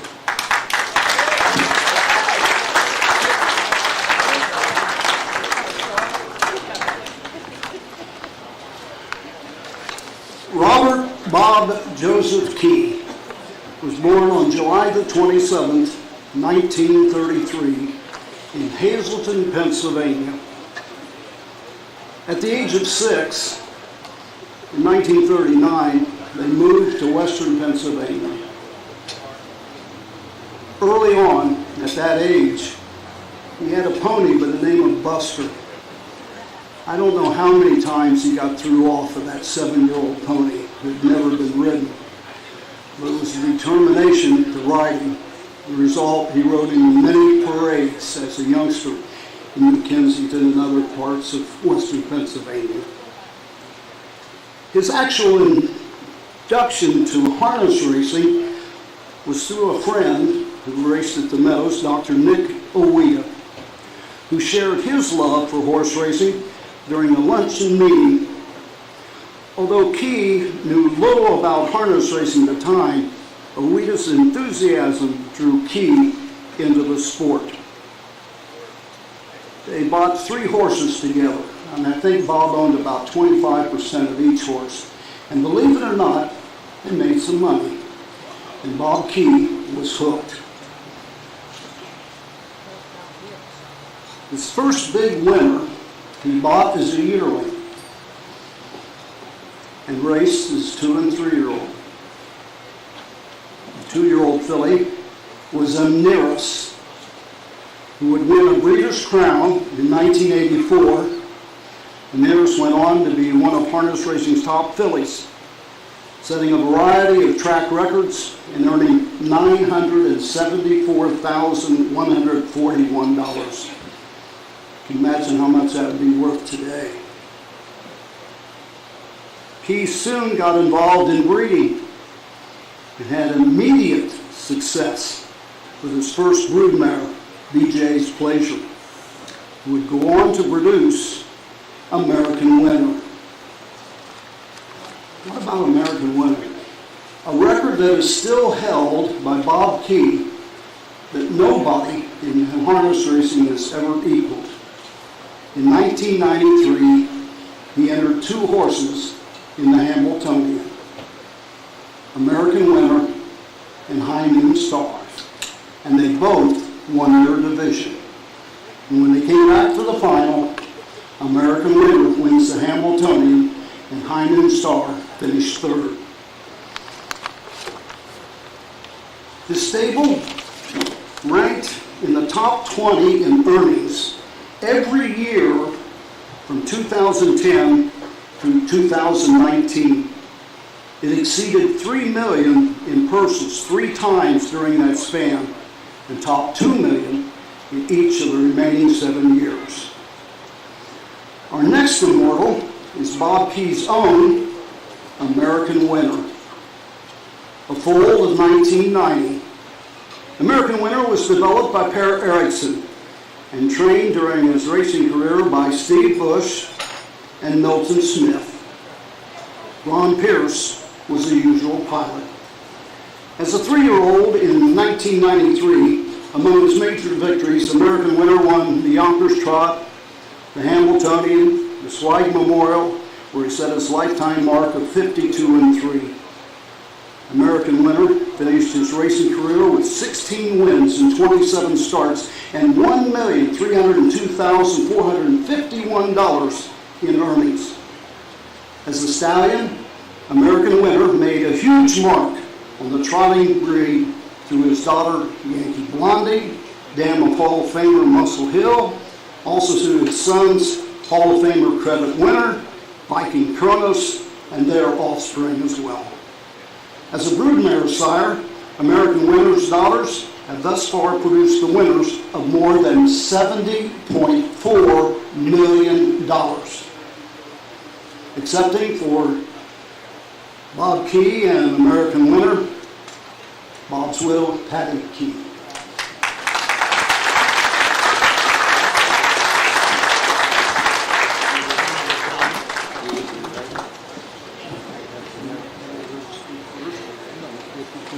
Hi. Just taking in this moment right now.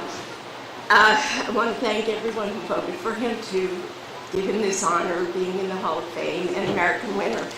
It's a long journey here. I would also like, on behalf of the family, to thank all of us want to thank his daughter Kathy, his son Rob, his grandchildren Stephen and Jennifer, and his great-grandson Oliver. We're also very proud to all have all these years with this man and how he brought himself along. Sorry. I want to thank Eric Crocker and Samantha Werksman. Without your letter, this would not have been possible. And I'm so appreciative that they have known you all these years. You are like in my right arm here in this business. And then there's Debbie, who without her, she was Bob's work wife. I was the home wife. But we talked all the time. And we commiserated with each other. And Bob always said, the highs are high, and you celebrate with everybody. But when you lose, you cry alone. Well, Debbie and I were always crying with him. When I walked in this place, I haven't been back here in years. The history here takes me back. I saw Billy Houghton's portrait. We started out with Billy Houghton. And Bob was such a disciple of his in the beginning. And he learned so much from him, and I was always sitting there listening and absorbing everything in. There are so many journeys and connections that we just had a lot of trainers, and it was always Bob's way. So anyways, the history here, he started in 1981 with all these horses.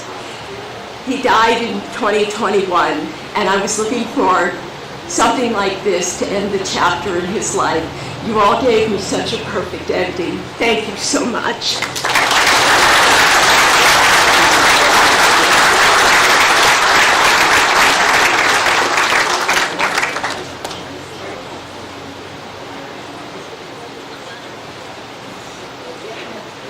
One more, please.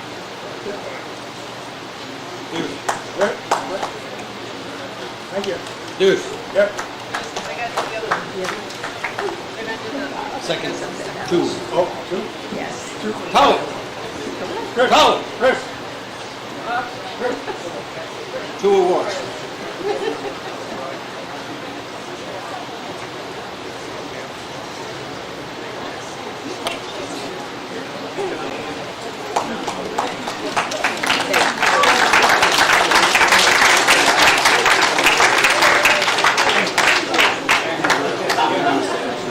Hold those two.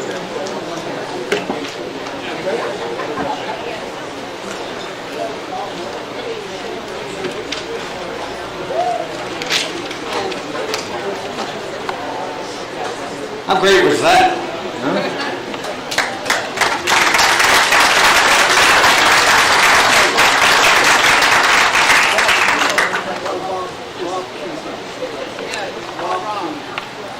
At this time, I'd like Rob Key to come up to the podium.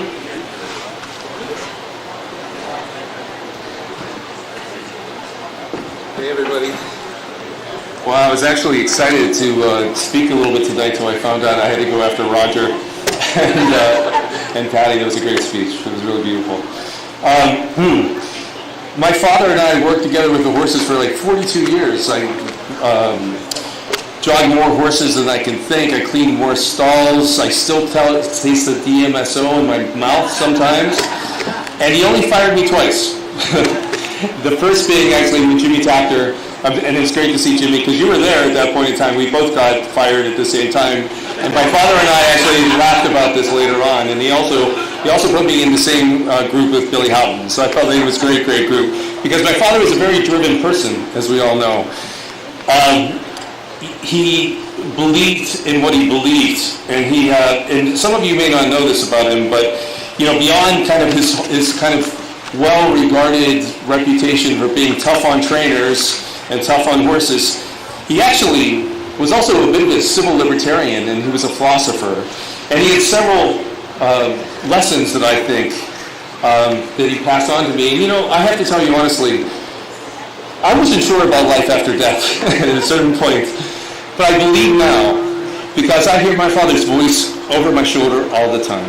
He's here, and it can't be just coincidence, right? 1 month to the day after he died, I met my future wife, to the day. And I think he's looking over us in many ways. So he has a couple of lessons, which I'd like to pass on to you. Never give up, right? Because the moment you believe that the job is too hard, you're done, right? That's it. You're competing against the 1%. Because 99% in the world aren't going to make the effort. He said, don't ever cross the line ethically, because that's going to be over your head for the rest of your life. And also, ask how much in advance. So those of you who know what it is to do that. And also make sure the races are recorded. Don't ever let that not happen, right? So that was my father. He reminded me, he never thought that there was a race he couldn't win. Ryder can tell stories about this, of the amount of horses that we've entered over the years. It reminds me with what Teddy Roosevelt said in a 1910 speech. Some of you may know this, but for all of the immortals, I think this rings true. It's not the critic that counts, not the person who points out when a strong man stumbles. The credit belongs to those actually in the arena who err but come up again, striving to do great deeds, and in the end, great achievement, and at worst, should you fail, you fell daring greatly. That's horse racing.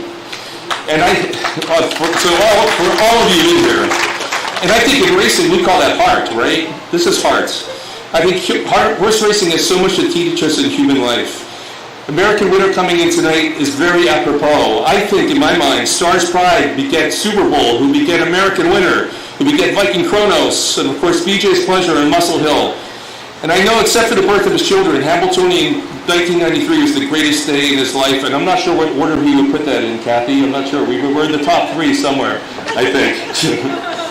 I also kind of realized that the real legacy is that which you cannot have taken from you. Money comes and goes, fame's fleeting, life is short, health is... What matters are the things that really matter, that can't be taken away. Things like your name, your honor, your bloodlines, your heritage, things that you do for other people, generation to generation. We all hope for a lot of black type. There's an old Russian proverb that says, you live as long as you were remembered. And so being entered into the immortals means he's going to live forever. And he's going to be watching and observing and knowing that his legacy isn't just a point in time, but it's a story that continues over time. And as more generations come along as well. Because I know that he would also agree with me with the knowledge that what we leave for people is not as important as what we leave within them. So thank you for the Hall of Fame for this honor. For on his behalf, he lives within me. I know he's here and watching. I'm proud to be my father's son. Thank you.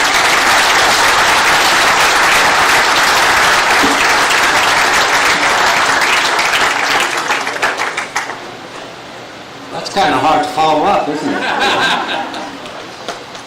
So we're going to move on with some more immortals, and these will all be on the four-legged type. A 3-time British Crown winner, Greg Singh, made 148 starts in 9 countries with 87 trips to the winner's circle, establishing 7 world records, and earning over $2.5 million internationally. An immediate success on the track, freshman grade singing, was the 1984 Canadian 2-year-old filly Trot of the Year, and followed it up with the title of Canada's 3-year-old Trot of the Year. In 1986, she became the first Canadian-owned horse to win a Breeders' Crown. Great Singing was named the 1986 USTA 8th Trot Mare of the Year and Canadian Horse of the Year, and added 2 more Breeders' Crown scores in 1987 and 1989. Accepting for Great Singing is Kathy Parker.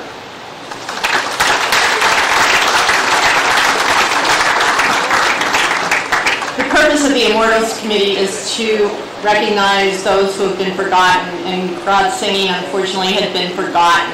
And Tom Aldridge, I'm sure you remember one of her greatest performances, the Breeders' Crown at Northfield Park. I'm glad that she's in.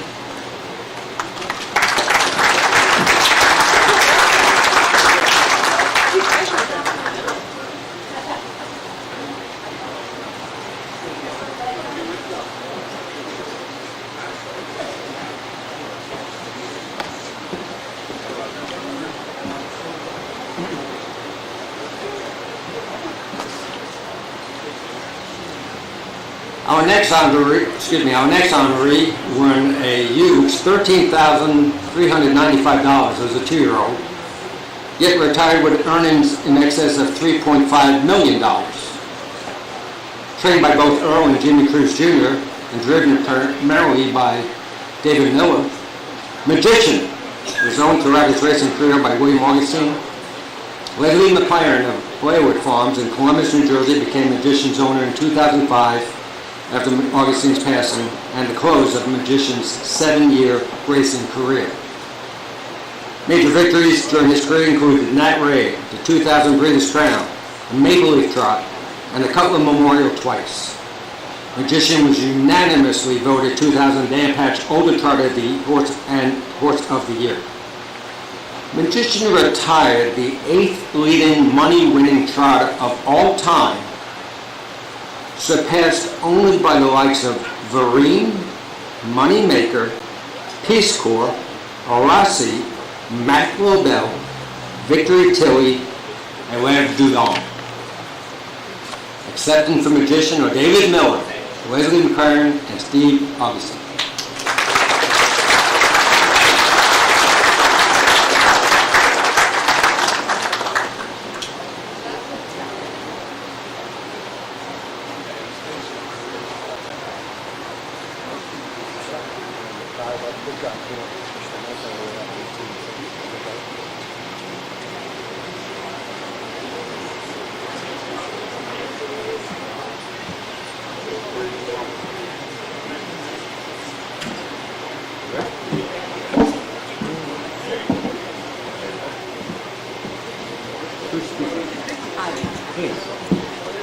Good evening, everyone. I am so thrilled to be here and so grateful.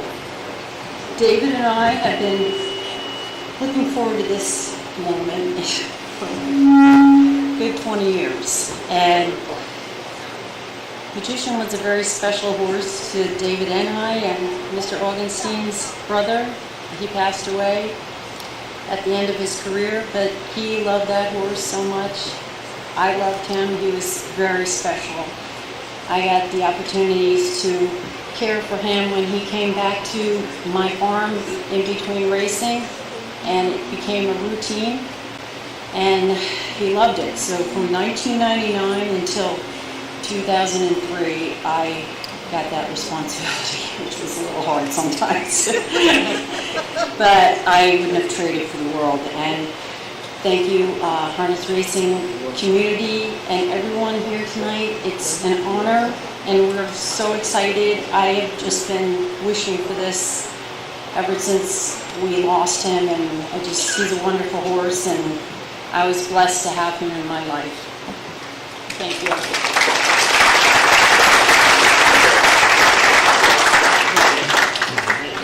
I just want to say it's a great honor, and he was a very special horse to me, and one I'll never forget.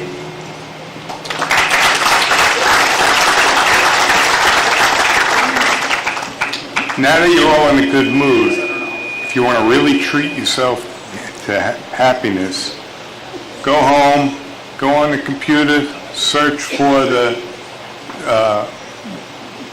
race, and you'll be cheering as you watch. It's like unbelievable. My brother died, and it was taken away there after that. But anyway, one last big crowd roar for my brother. Thank you.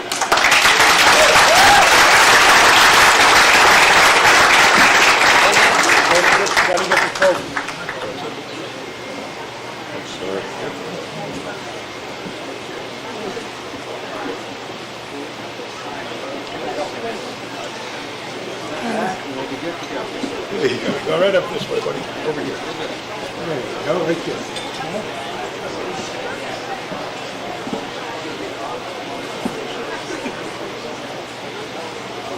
This way. One more.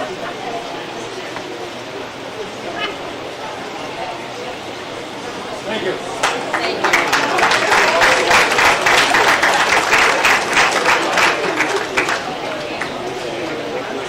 Yeah, I got it. Okay. I gotta get your hand.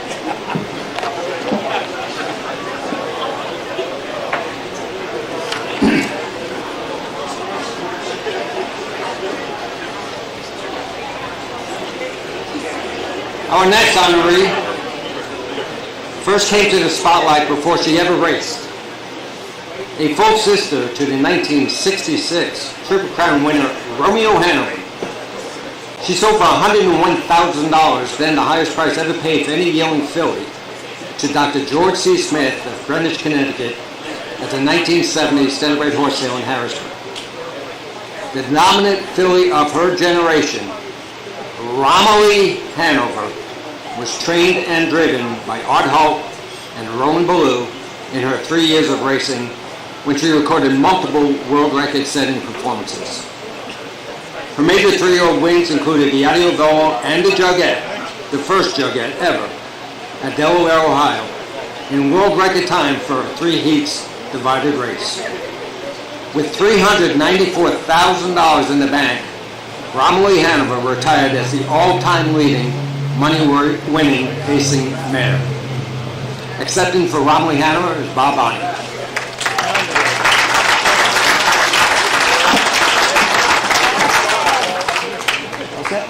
As Kathy Parker said earlier, some horses are forgotten by time, and Romilly is one of those. She was a truly brilliant stakes filly. At 2 and 3, raced against the Colts very often, and was a great filly that we don't even know what she did at this point, but she's well deserving of this honor.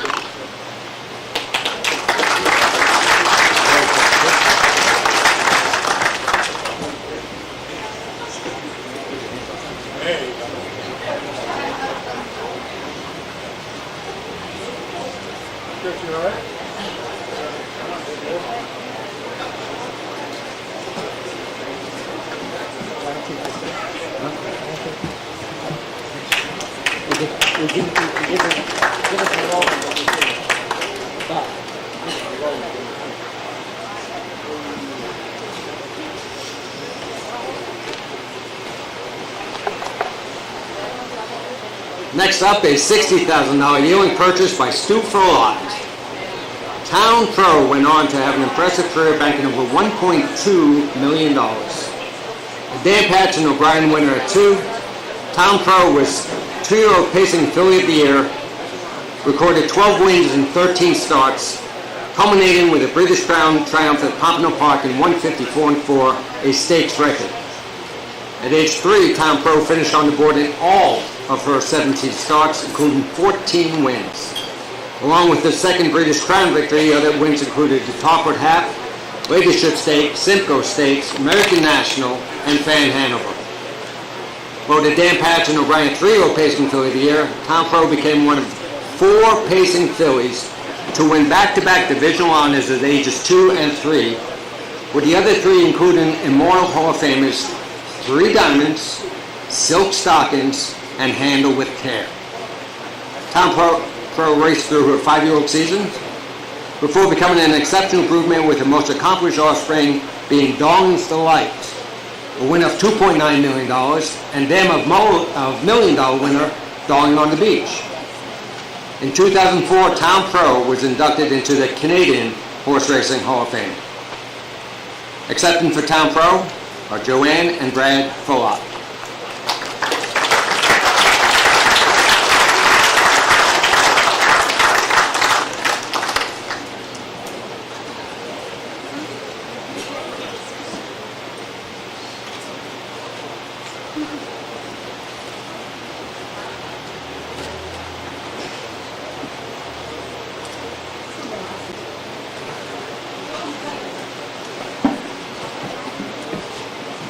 She was a monster. He was a monster.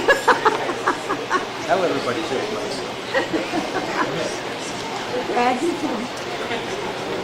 Thank you to the Hall of Fame for this honor. On behalf of the entire pro group, it's ecstatic to be in there in this moment. Unfortunately, without my father, but special thanks to Doug Brown, Robert Grand, and the only person that could ever take care of this horse, Cheryl Bloomfield. Very essential. She was a tough girl, let me tell you, as you saw on the racetrack. Thank you again from the entire Furlop family. We appreciate it all. Thank you.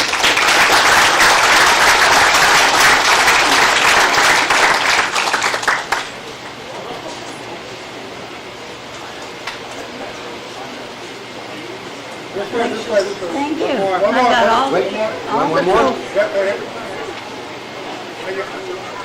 I got all the trophies and pictures. Good. Hold on to that. They're important. Thank you.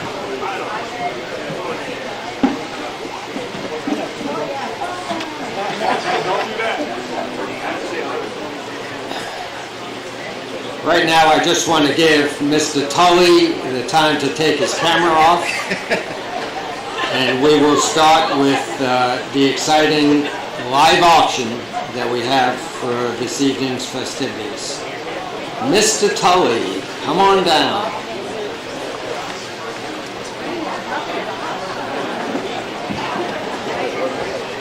Thank you, Mark. It's an honor to be here every year and help the museum in its mission to preserve and promote harness racing. This live auction is a special event. Now we've had these items. This is the third consecutive years.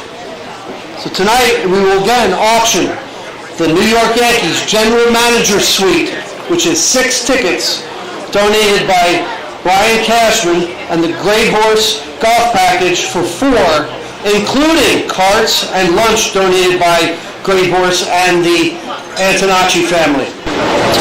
These are great items that have a starting bid of $2,500 each. Located in the rolling hills of Hampton, Massachusetts, Great Horse is a beacon of elegance and opportunity, offering majestic views of the entire Connecticut River Valley below. Great Horse was built around the idea of members enjoying a place to relax, compete, indulge, train, mingle, celebrate, get away, mix it up, and live your best life at one of the best places in Massachusetts. From the very beginning, one thing has been abundantly clear. It's different at Great Horse. So let's start the bidding at $3,000. Who's going to be $3,000 for the first bid for this great package? Golf outing at Great Horse. We got $3,000. Going to be $3,000 and $3,000. Come on, who's going to start the bidding at $3,000? There we go. Max getting it started at $3,000. How about $3,500? $3,500. We got $3,500 in the house. We got $3,000 on Max. We need $3,500 for the Great Horse package. Who's going to give me $3,500? Now we're going looking for $3,500. $3,500. Who's going to give me $3,500 for this package? I'm sure there's some people sitting on their hands, some golfers out there. Come on, get your bids in. $3,500 for the Great Horse package. $3,500. Who's going to give me $3,500? All right, we'll go $32.50. Who's going to be $32.50 for the Great Horse Golf Package? It's a great package. Last year it sold for $5,000, $4,500. So this is a bargain. This is a bargain. Who's going to give me $32.50? We got $32.50 going once. $32.50 going twice. Come on, we need. Where's Jonesy when we're playing golf here? Come on, Jonesy, get your hands in the air. Where is he? I can't see him. $32.50. Last bid, last chance for the Great Horse Golf Outing at $32.50. Gonna go once, twice, sold to max $3,000.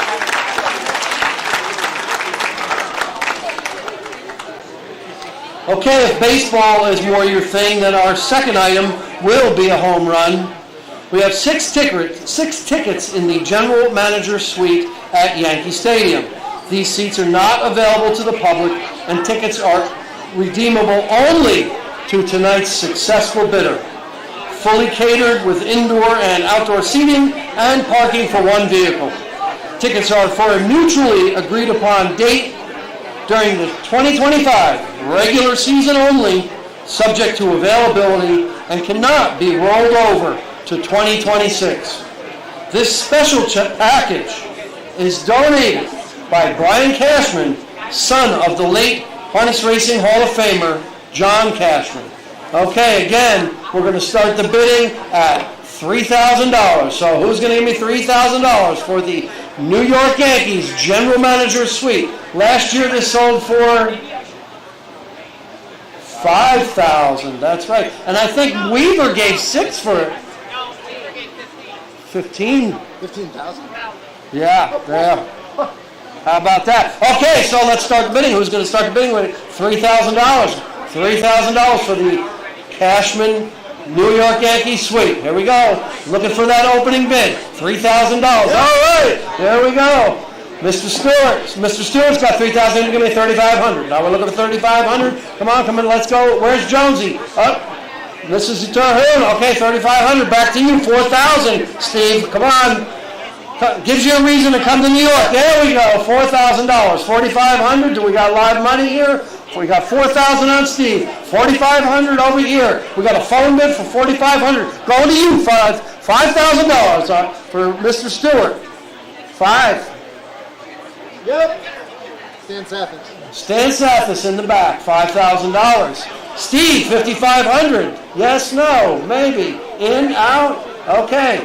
Bids to you. We got $5,000 on Sam in the back. We're looking for $5,500 here from our online. Yep, $5,500 on our online phone bidder. $6,000. Sam Stathis. Okay, $6,500 to you. $6,500 here. We got $6,000 on Sam. $6,500 over here. Do we have a bid? Yes or no? Yeah, here we go. That's $6,500. $7,000 to you, Sam. $7,000 to you. Okay, $7,500 coming to you. $7,500. We got $7,000 here. We got $7,500. They're all done. Okay, we got a bid of $7,000 in the back with Sam Stathis. Anybody else looking for a bid? $7,500 for the Yankees package. Going once. $7,000 in the back. Need $7,500 for the Yankees package. Going twice. So, thank you very much.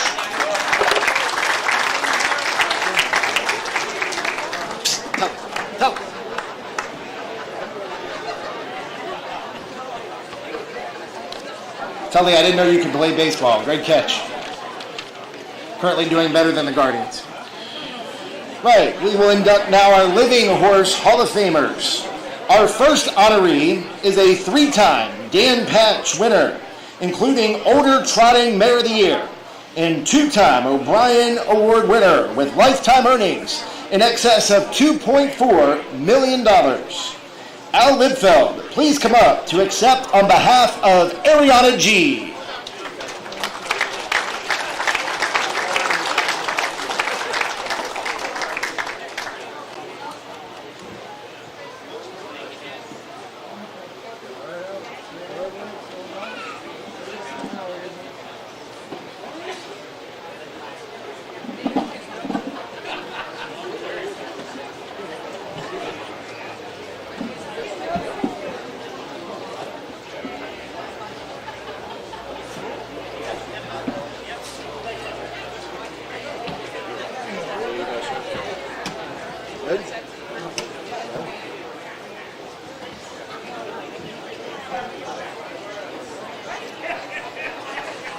thank you all for this award.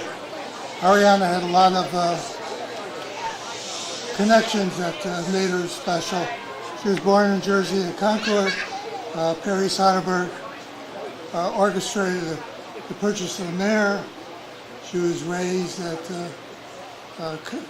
Walco with the Glass family.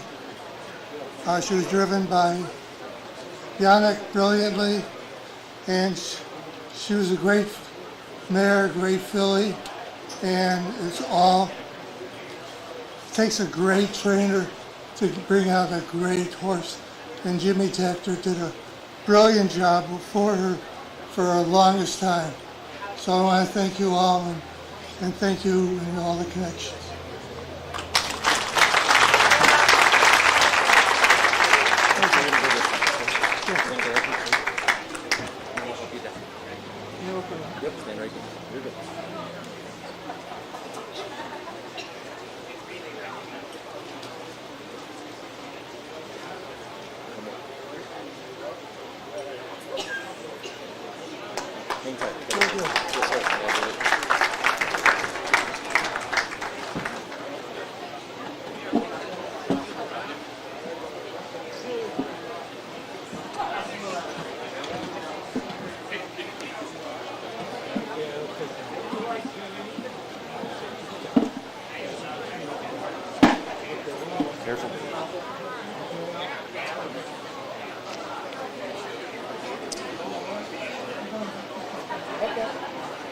One of only 9 Trotting Triple Crown winners.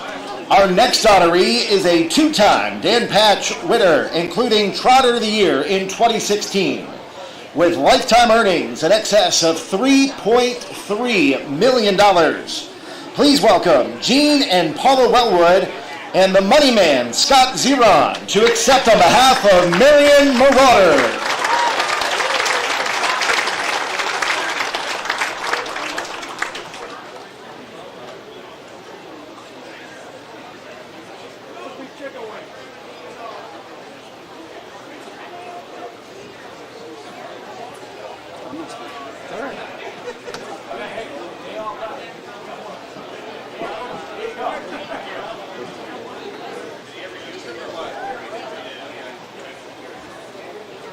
How you doing? Mike Keeling.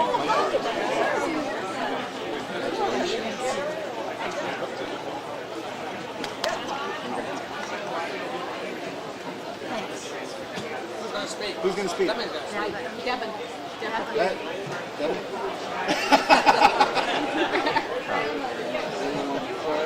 Thank you for everybody who made this event and night possible for us. We'd just like to express our severe gratitude for the journey of a lifetime with Marion Marauder. And as we always said as a family, we took care of him and he took care of us. Thank you.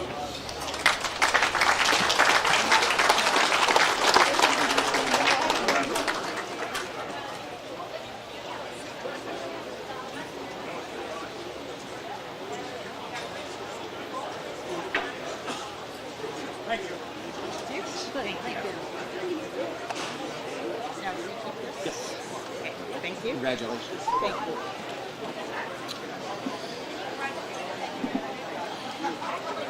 Trained by Hall of Famer Chris Ryder, put on a show, retired as the fastest female pacer in history with a record of 147-3. As a 3-year-old in 2010, Put on a Show was the year's leading money-winning pacing filly with $1,161,167 in earnings, and was voted Dan Patch 3-year-old pacing filly of the year. Accepting for Put on a Show is Steve and Cindy Stewart, along with Hall of Famer Chris Ryder.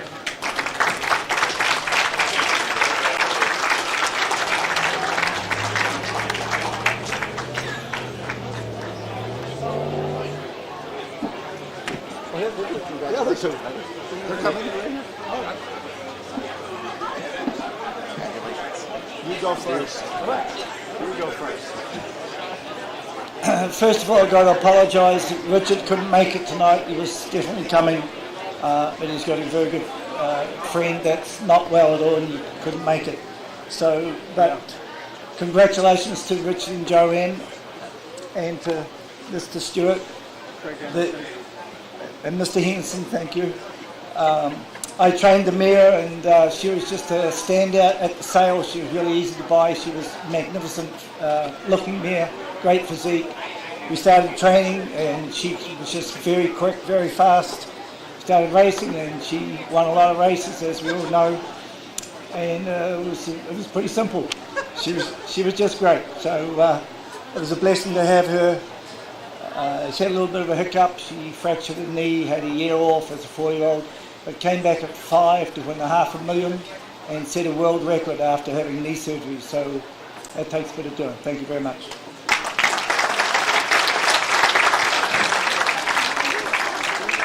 Just wanted to say, I know that Mr. Young has been politicking for this mare to get into the Hall of Fame for many, many years, and we're glad that she made it, and she's well deserving. She's one of the, we have quite a few nice mares at the farm, and we purchased her a few years from Richard, and one of his fun ways of coming up with purchases is always interesting, but she's one of the few mares that you have that she looks the part. I mean, she's this magnificent looking mare that you can understand when you see her why she accomplished what she did. So she's well deserving. Thank you.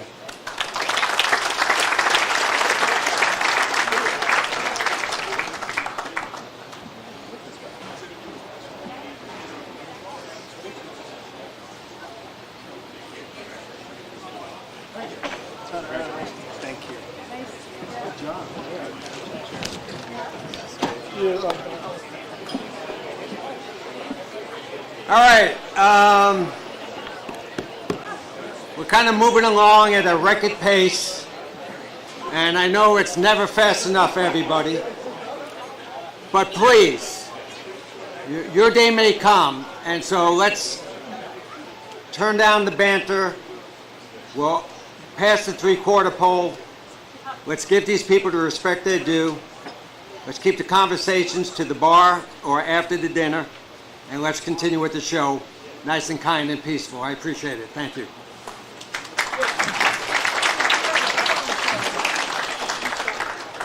Sharkton became the fastest distaff standardbred in history with a 146.4 mark in her 2019 Lady Liberty win at the Meadowlands on Hambletonian Day.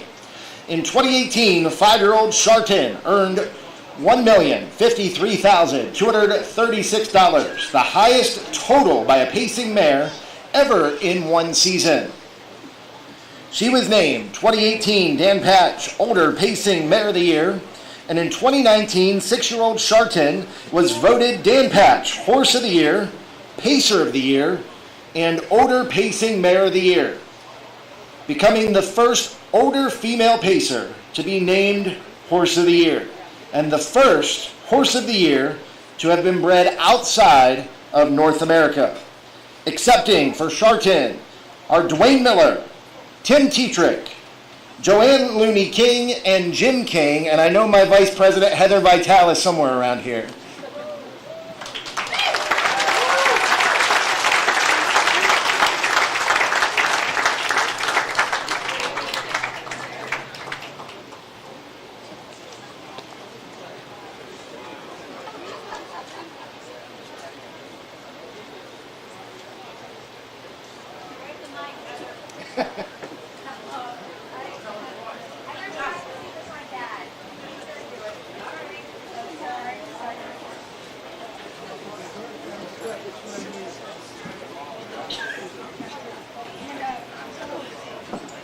Jim, got her forever home. That is special.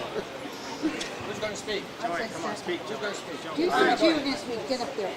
Okay. You said you were going to do it. First of all, I'd like to thank the Hall of Fame for allowing us this privilege. I'll move over here. Get closer. Speak up. Okay, first of all, I'd like to thank the Hall of Fame for allowing us this privilege to be here. And I'd like to tell a really quick story about Sharkton, and that's how a horse can take you from where we started and to that level. Is myself, my wife, and my daughters. 50 years ago, we went to Poconos and we lived in a feed room on a board mattress, and at the same place, we go and win a breeder's crown. This is where a horse can take you. We don't live in a feed room anymore. We're pretty comfortable, but it's amazing what harness racing can do for you, and I don't even know what else to say. It's just amazing what a horse like this can do. She did things like, besides being the world record holder, she was the only horse, as far as I know, to ever be top on the charts from day one and for an entire year. She was an amazing mare. And I had plenty of help, of course, from, my man Timmy, and to go from there to go to her forever home and Country Road to Country Lane to give her a forever home. This is all amazing, and I'd also like to thank the Palucci's for giving us the opportunity to do all this. Thank you.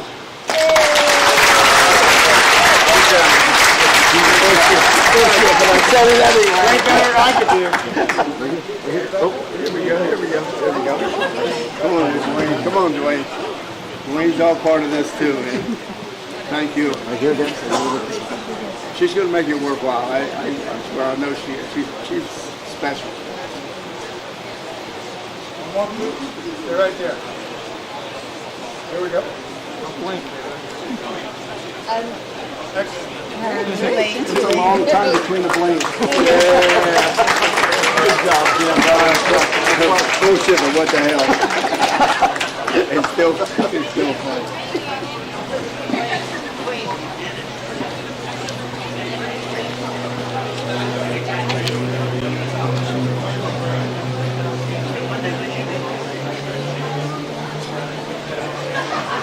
Next up are the people who tell us how great an industry this truly is.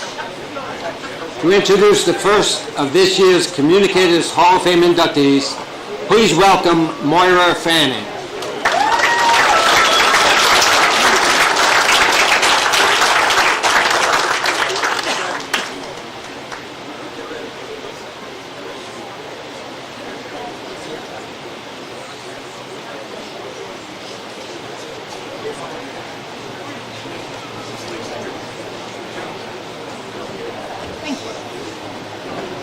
Thank you. Hi, hello.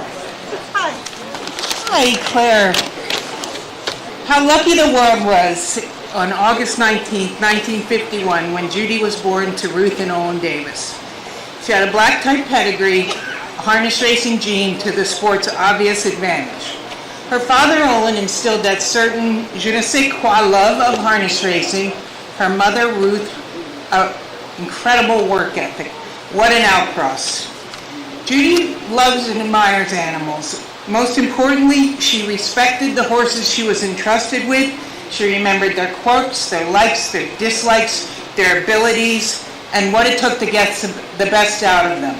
She has the eye and feel of a horse person. It's something that cannot be taught.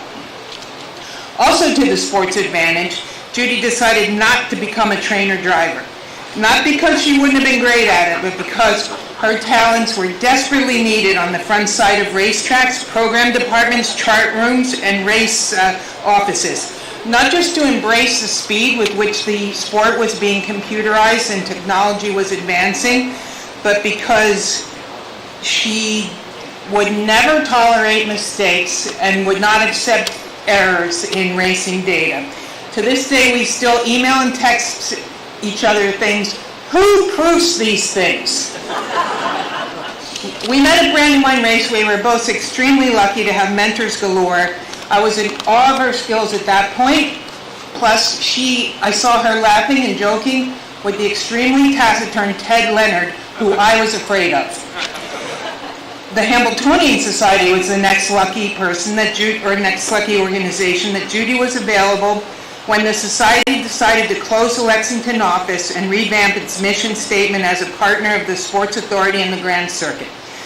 Judy is pretty much responsible for yanking the Society's core business of staking into the 21st century. Throughout her career, whatever task she was given, she has always overachieved. Now, if you're super, super, super lucky, she's your friend. The kind of friend you can call at 3 a.m. to bail you out, pick you up, take you home, give you a ride, drive you across the state to watch a horse race. She may suggest an alternative or two, but if there isn't one, she'll do it. I don't think I've ever heard her yell or be angry, but here's a Judy pro tip. If she ever addresses you as hun, you're in big trouble. Judy respects and values her elders, encourages, supports, and mentors her youngers, and is a lifelong friend and resource to her peers. Communicators Hall of Fame, welcome Judy Davis-Welton. You're going to take a big jump up in class.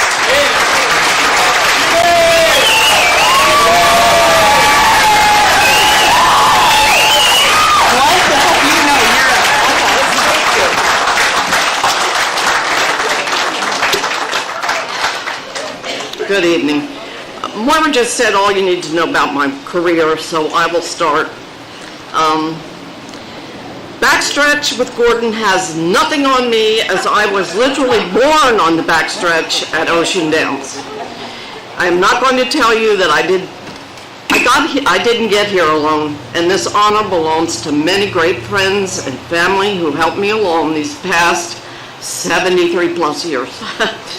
There aren't enough thanks, but I would be remiss if I didn't mention a few, starting with my family, like my late parents, Ruth and Olin, my brother Mike, my nephew Mickey, who was Ushua's CPA, my daughter Diane, who was an HHYF scholarship winner, and many cousins back in Delaware. And yes, that Eddie Davis guy is one of them. My heart was in the barn, but my father shoved me to the race office. And so I have to thank all of those people, starting with Ted Leonard, Marcia Dickerson, Marilyn Edwards Abbott, Ramona Hubbard, Herman Brickle, Jim Lynch, Barney Breslow, who went beyond that sphere, and he wrote a points program I used at the Breeders' Fund and still use with my latest venture. My boys from Brandywine, Chris Mackerlane, Joe Asher, and the late Mark Backrod and Nick Saponera, and of course my girl at Brandywine was Tammy Poor Knox. Next was the Hamiltonian Society years, which started in '92 when the office in Lexington was closed and merged with the Breeders' Crown in a new location in New Jersey. Tom Charters and his towers of sports eyes, Moira Fanning and the late Mary Lou Dondarski formed a work family that is still very strong today. When I left there, I went to the Breeders' Fund in Delaware, where I started with a cardboard box and a Secretary of Ag, Michael Skuse, who wasn't a horse novice, but he only rode paints around a show ring. But he really let me do my job and help him learn about another breed of horse. My friend and board member, Linda McDonald, and her husband, Joe, Jack Burke, Joe and Joanne Thompson, investing in Winback of Delaware, and Mark Short, who replaced me in April. They have all played parts. In Ushua, for 33 plus years, there have been Ushua friends, the late Golden Allen Prince, Barry Lefkowitz, and my oldest best friend, Randy Mangus. Kim, Leon, Gordon, Sean, Tim, Heather and Heather, Liz, Michael, keep up the good work, guys. I'm still here to help. And to the class of 25, Chris, Tom, Bob, Debbie, so honored to share with you. And thank you to the museum for hosting and housing. I know what it's like to put on one of these events. And all good night. Thank you.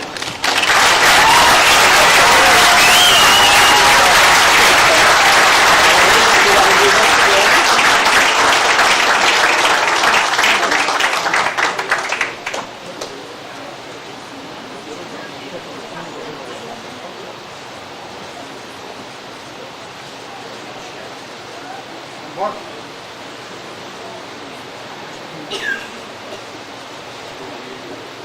Thank you. Well done, you two.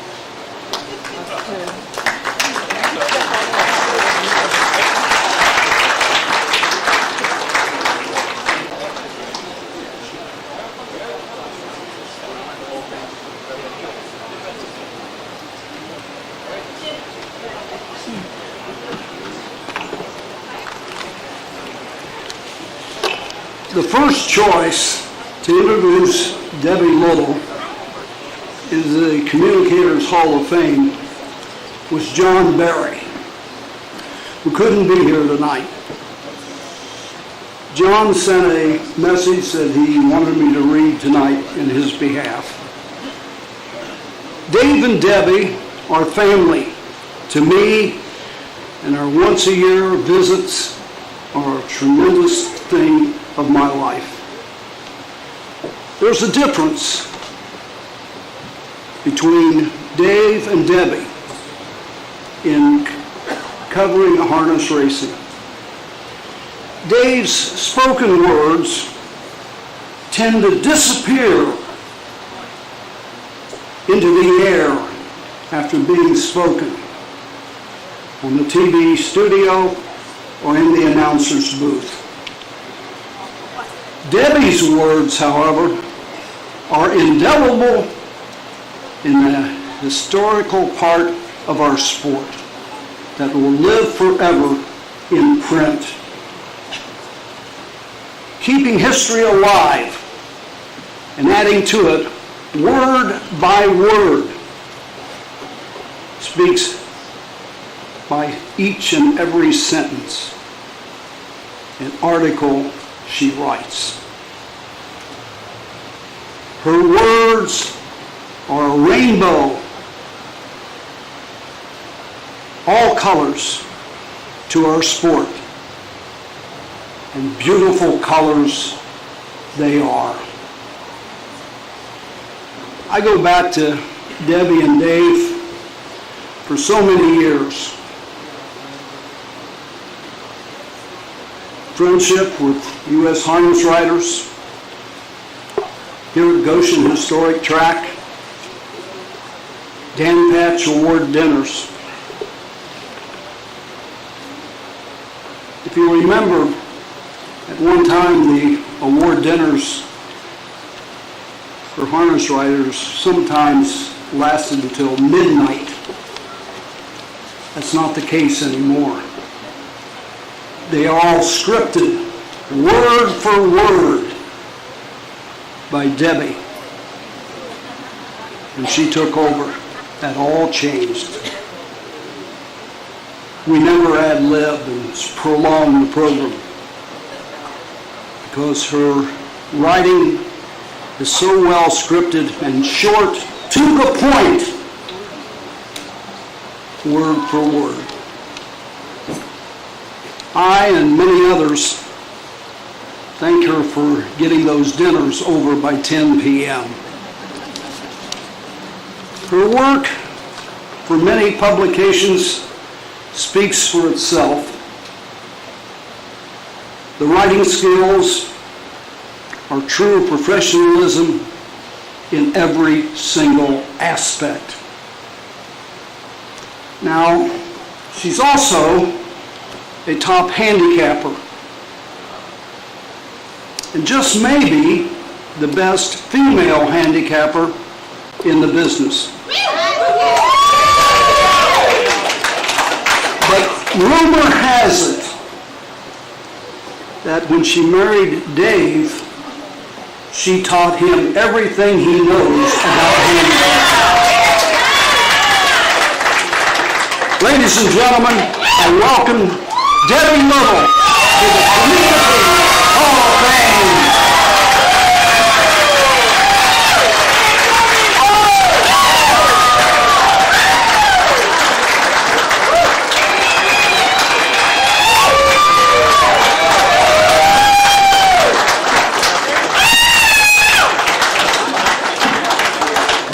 You're going to make me cry. Oh, gosh, I just told him he's going to make me cry. So. Oh, okay. You guys know that like a sad animal commercial will make me cry, so this is not good. Okay, thank you, Roger. Isn't he just the best? Hosting, introducing, no one does it better. Thank you so much.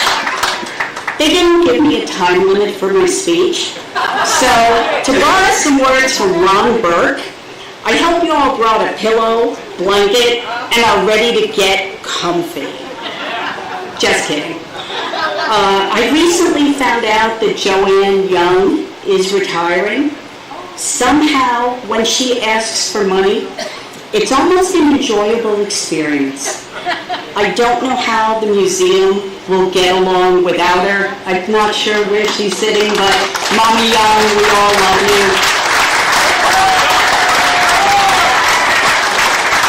Please read my column in today's harness racing update.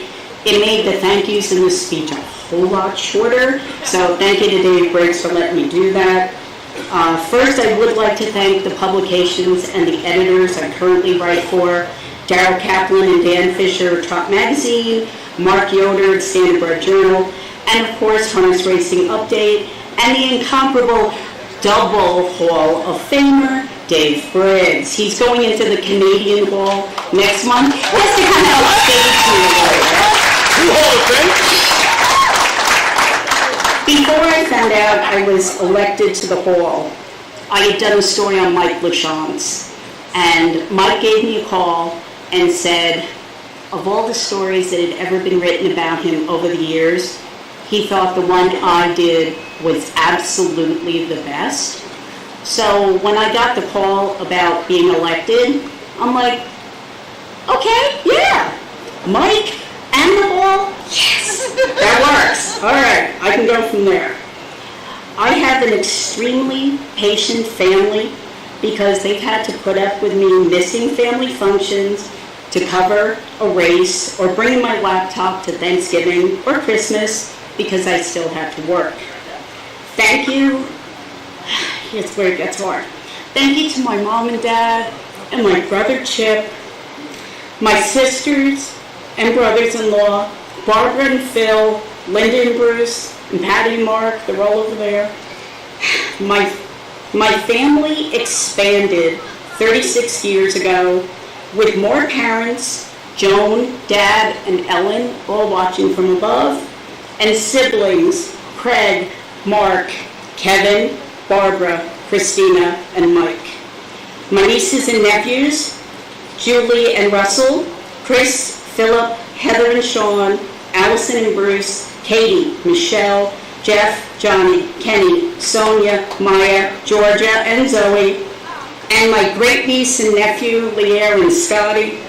If you guys were up watching this, go to bed, it's too late for you. I write big, I swear it's not that long. This is the first time that the brilliant award-winning artist, Ed Mirowinski, has been able to join us at Hall of Fame. He's been doing the art for the Communicators Hall for 20 years.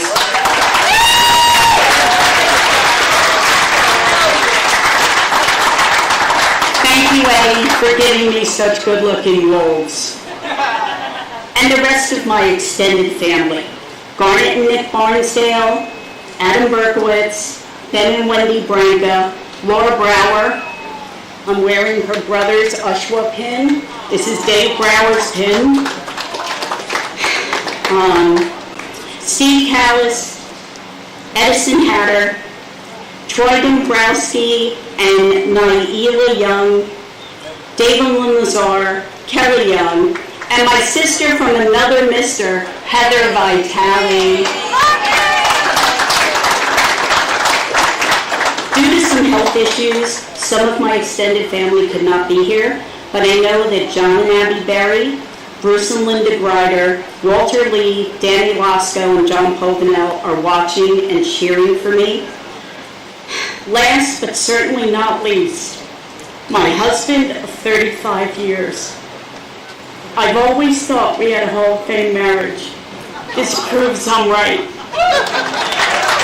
Congratulations to everyone tonight. Thank you.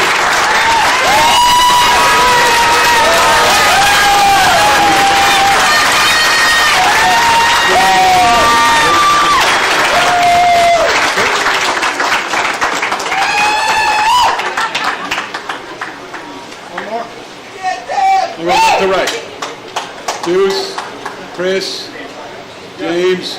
All right. I'm just looking straight forward, so hopefully it's good.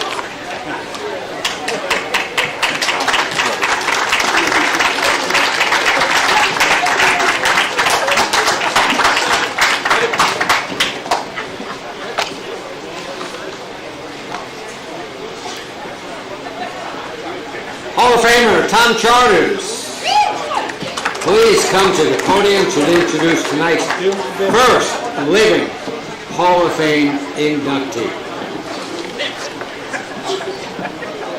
Well, let me see my notes here. It is my great privilege to introduce Tom Aldridge. But if you've been in this business any length of time, you know Tom Aldridge. And his accomplishments in life are well documented. I hope I could add a little to it.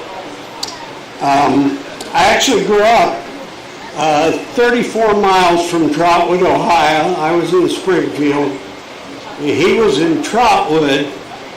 There's an irony in the name for you. But and in the late 70s, I was the race secretary at the Meadows, and a former employer of mine, when I was in the barn area, Dick Buxton, said, you know, I've got a young guy at OHHA, and you're going to hear from him. Which a lot of things Dick Buxton told me were, he had tremendous insight. Dick was the president of OHHA at the time. I did not know him, but around 1984, I got a job at the Breeders' Crown. And I run into a fellow from Ohio, and he's working at Rosecroft. In the meantime, he went to the Stan Bergstein School, Racetrack Management, and other things. You can read that in the journal. I'm not going to repeat it, but he was a great guy, and Rosecroft was a memorable Breeders' Crown with help me out, Fancy Crown. Won there, won Horse of the Year. Bill Miller was the president, and I think through Stan Bergstein, he hired Tom. Tom didn't stay long. In 1985, in fact, the next year, he moved on to Northfield. And that's where he's made his home for the last 40 years.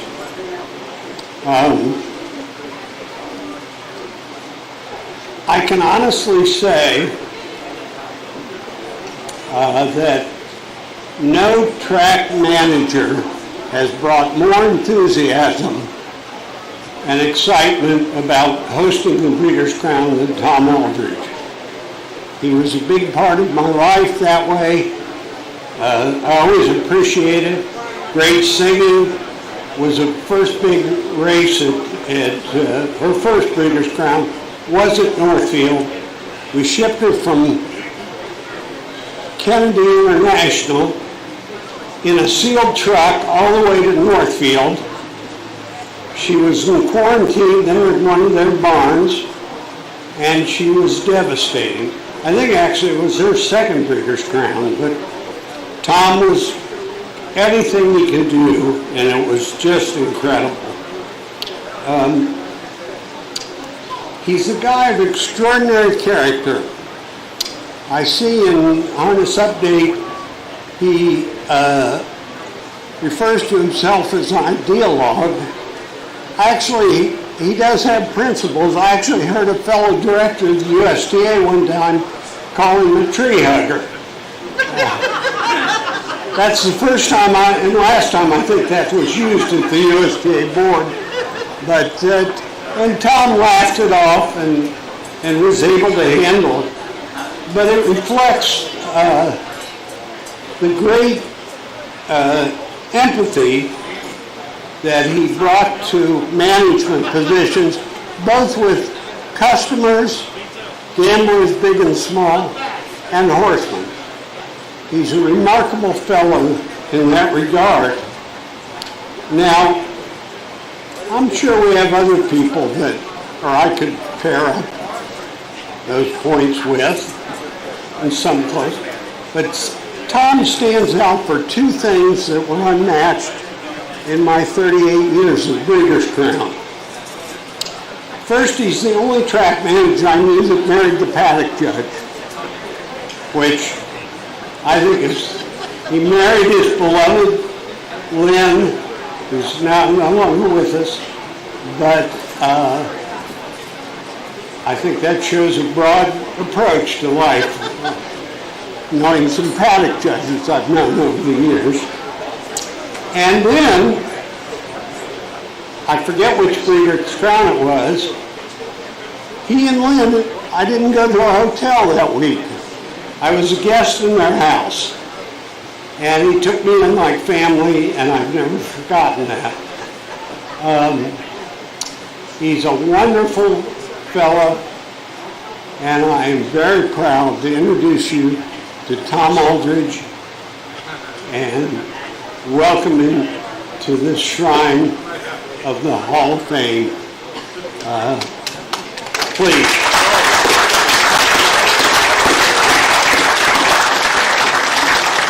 Will you come?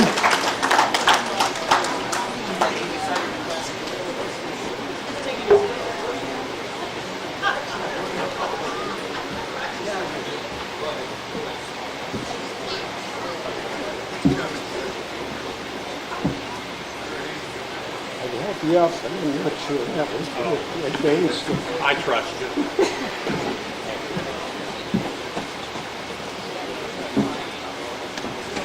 That's the thing you were going for. Yeah. That's good.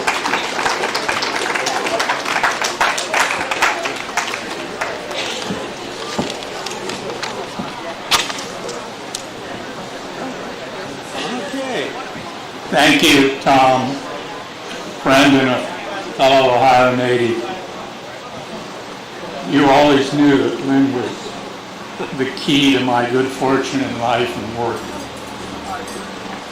This is my first visit to Goshen.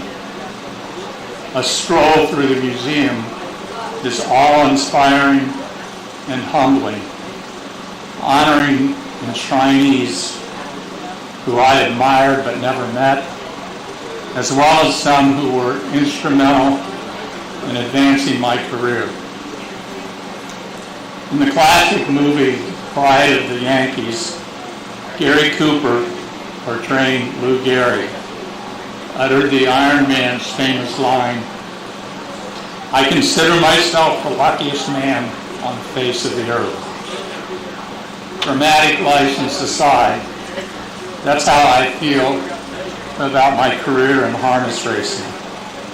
Lucky, blessed, grateful, indebted to loyal colleagues at Rosecroft and Northfield who stuck by a green GM despite his rookie mistakes and demanding nature.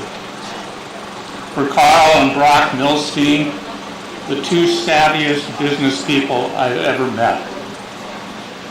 And for Brent Wrights, my successor, who for the past dozen years has used his corporate background at Thistledown to successfully navigate the Racino model while solidifying MGM Northfield's leading role in the standardbred industry. Lucky, blessed, and grateful for Ohio, the heart of it all, which cherishes its harness heritage.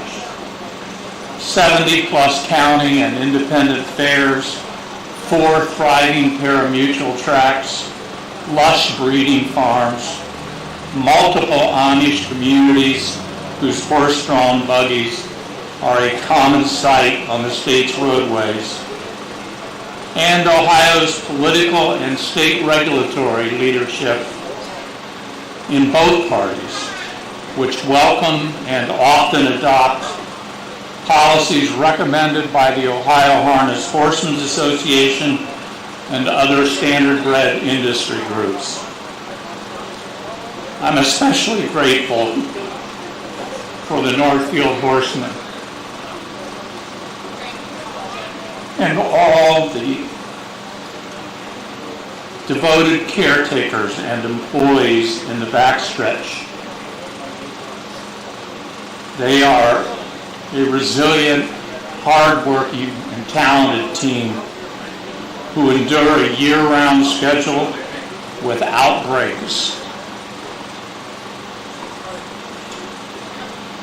To be honest, and probably to the horseman's relief, until I became an associate judge several years ago,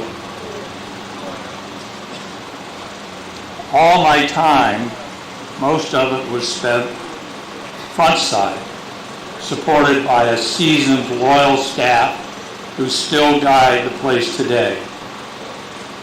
I concentrated on driving revenue and earning the dubious nickname both Billy Perkins and presiding judge Chip Hastings tagged me with. W-H-O-R-E for the handle. If I did venture to the backstretch, it was usually not perceived as a courtesy visit. For horsemen, a rare mass meeting in the paddock with me presiding was not an appealing occasion. Gratitude for this honor would not be complete without a nod to my hometown, Trotwood, Ohio. Yes, Murray Brown, with apologies for my youthful ignorance and intemperate remarks about the diagonally gated. Trotwood, the only city so named in the world, after Betsy Trotwood, a character in Charles Dickens' 1850 novel David Copperfield. Betsy drove her carriage through the streets of Canterbury in defiance of public opinion. In England today, a Trotwood is still known as a sleek, lightweight carriage drawn by horses. My dad, also named Tom, and one of the best auto mechanics in the Dayton area, worked long hours, 7 days a week, keeping his Trotwood Standard Oil gas station, then called Ohio, open from 6:30 a.m. until 8:30 p.m. Monday through Saturday.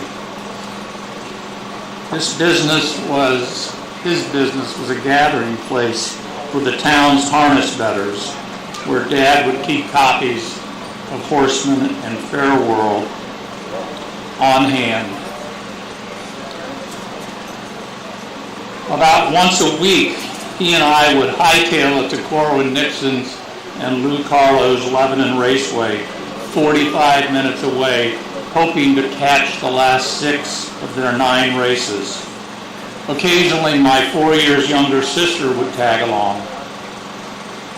We would pick up enough losing tote tickets to distribute and conduct our own races twice around 2 trees in our front yard, the quarter pole and the 3/4 pole, complete with PA announcements and race calls. It wasn't long before dozens of youngsters joined in. Dad would come home and our embarrassed and exasperated mother would exclaim, "Tom, you've got to do something. What are the neighbors thinking?" And my dad would just grin and say, "Relax, hon. They're probably glad to get their kids out of the house." Few people in life get to live out their dream. I did. Thanks to all of you here tonight and stablemates no longer with us who made that possible.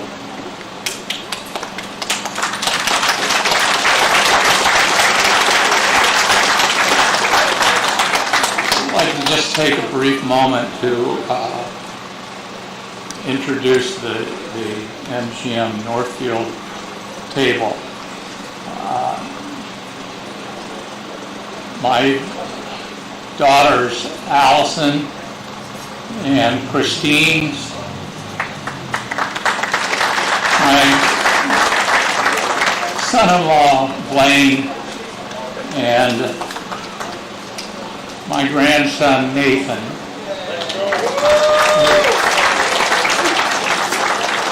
Nathan was 8 weeks old when Lynn passed away. We named him Nathan because in Hebrew and Irish Gaelic it means gift from God. And that he has been. Also at the table are Dave Bianconi, Director of Simulcasting and Racing at Northfield Park,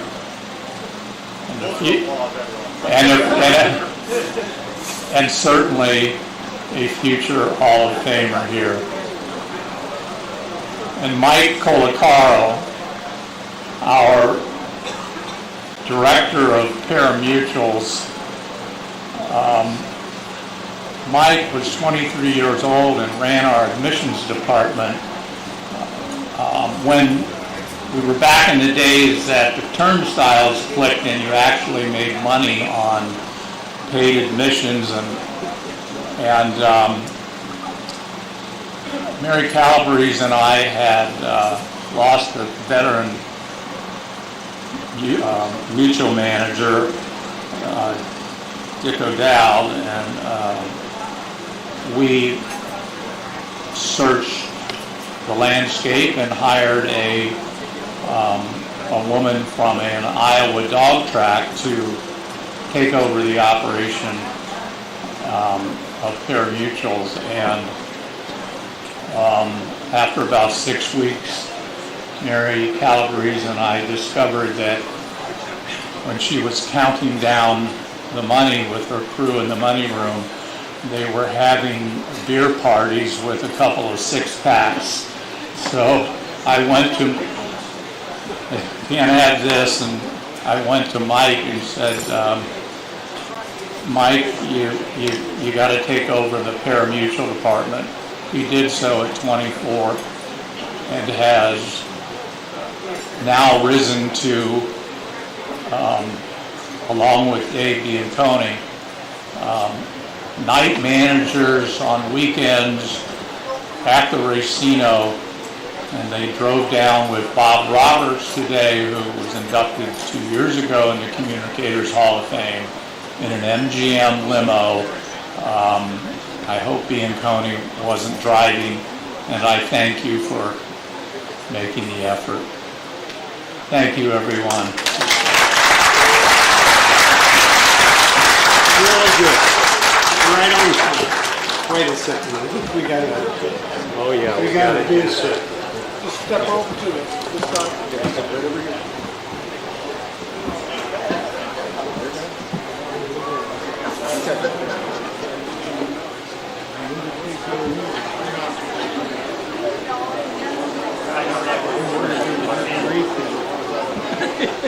You're gonna get one like this. Okay. Get one with the girls. Here we go. Okay.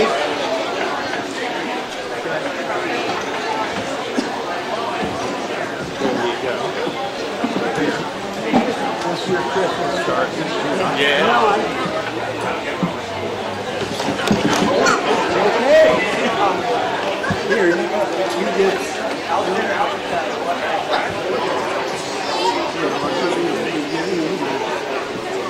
Take this way, folks. Here we go. One more.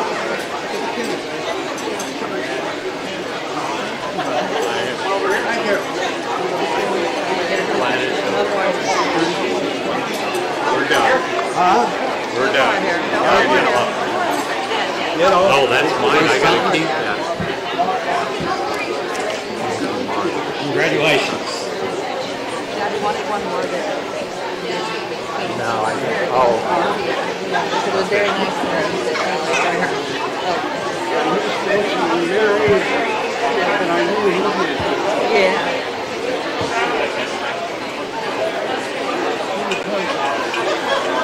Be careful going down.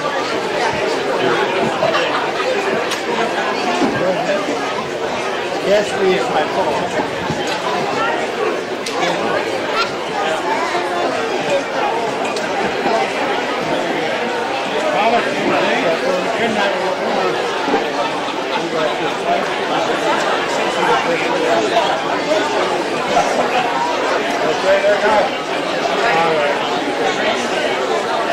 All right, everybody. We got 2 more awards. Here's Billy.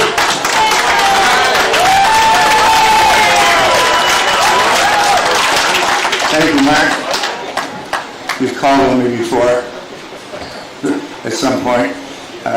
When I was asked to present this next gentleman with his reign for his induction into the Hall of Fame, I said with honor I would. We go back 45 years or so when I was racing at Roosevelt the first fall, and he was commissioned to buy the best broodmares he could for I think Boardwalk it was called at the time, and he did, and he asked me to drive some of them, and we've had some luck together, and then went on for another few years, and then he happened to be one of the co-managers of Annihilator, which that was really an honor for me and him both. And since then, he's gone on to purchase and manage a lot of great horses, and has a great love for the industry. He's a student of the game, and with integrity. And here he is tonight, and it's my honor to welcome Bob Bonney as the newest member of the Hall of Fame.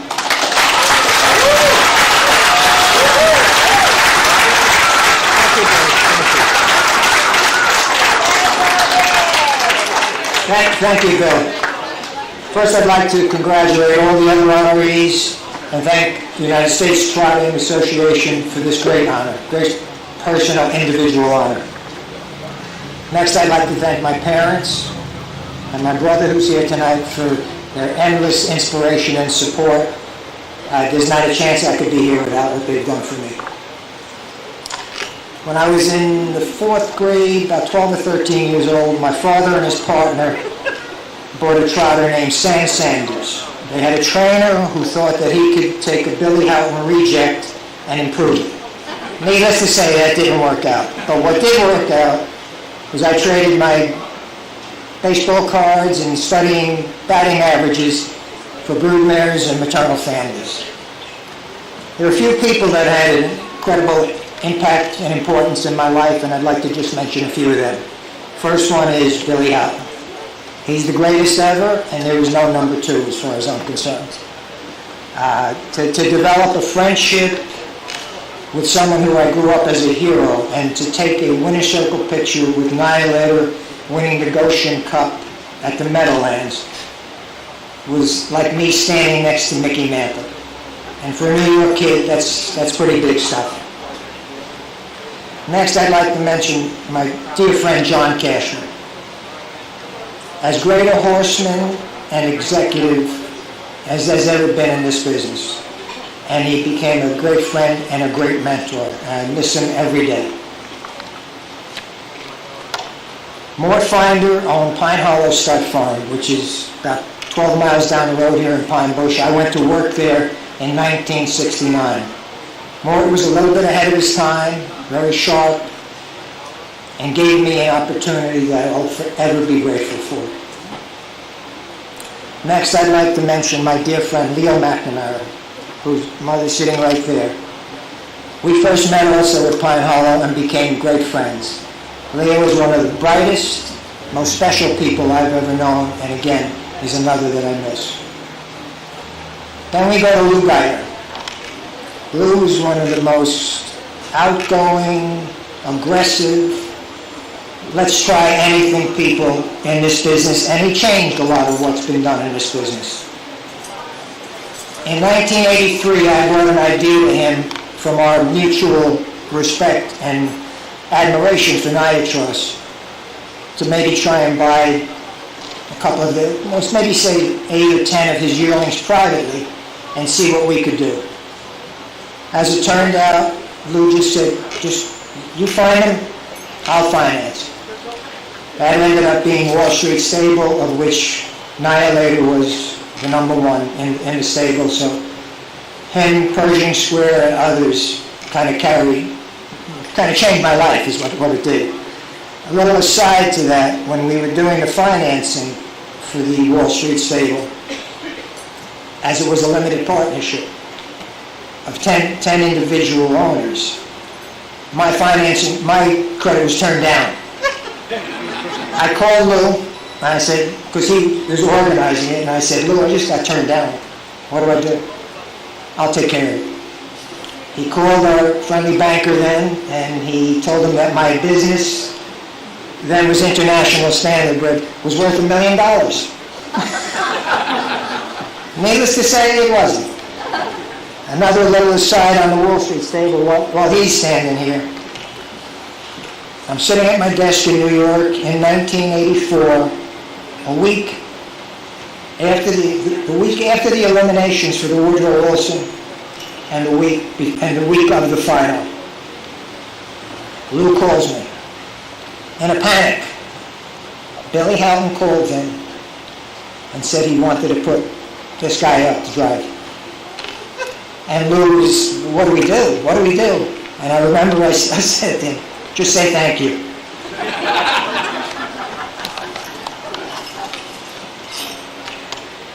Since my induction, I've been asked by a number of people some of the things that I've been most proud of.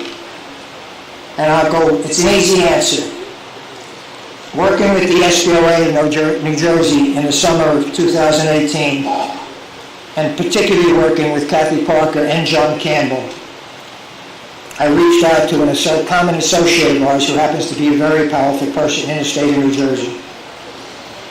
We needed help, and he could possibly have been somebody to help us. As it turned out, with the organization's work and working with him, we received our first 5-year appropriation of $100 million.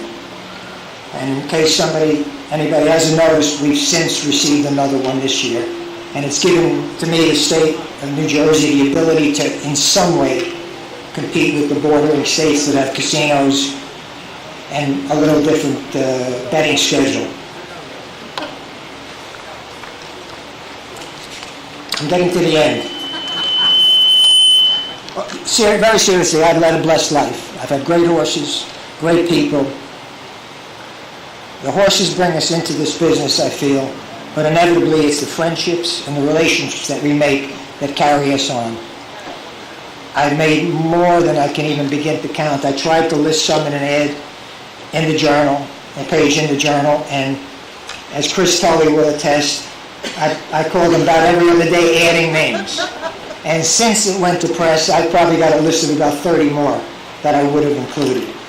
And it's the people that have touched you that I hope I've had some impact with, and the friends and people that I've worked with that make this all so very, very, very worthwhile.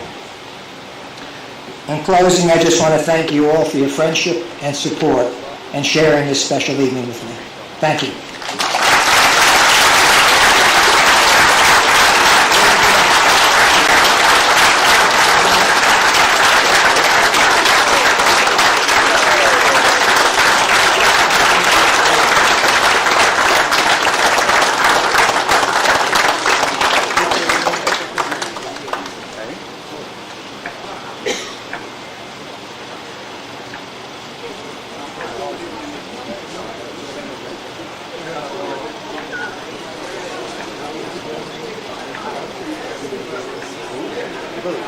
Have your folks come, family come up.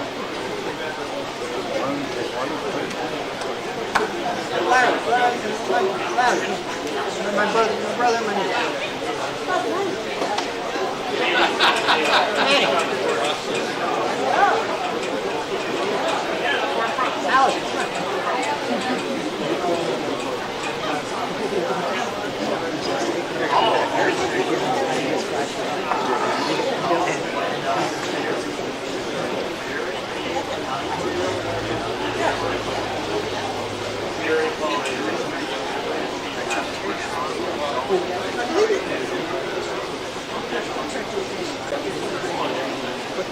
Christine.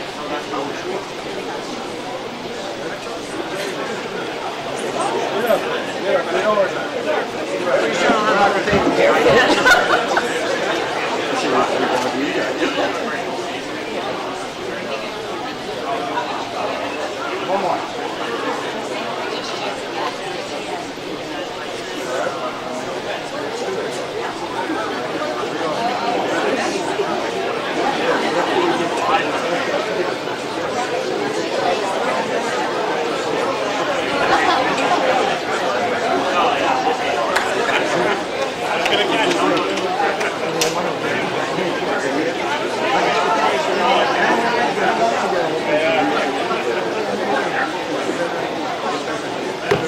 Hollywood Hayden, come on down.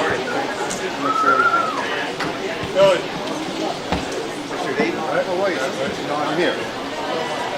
Short and sweet, please. I got tips up here. I just want to mention right up front that I compared my scripts with Chris Ryder's, and since mine's more top-heavy, I hijacked 90 seconds from him onto mine, so. Last year, 35 minutes after Chris Ryder found out he was inducted into the Hall of Fame, he called me and asked me if I'd do the introduction. I said, what took you so long? I'm halfway done.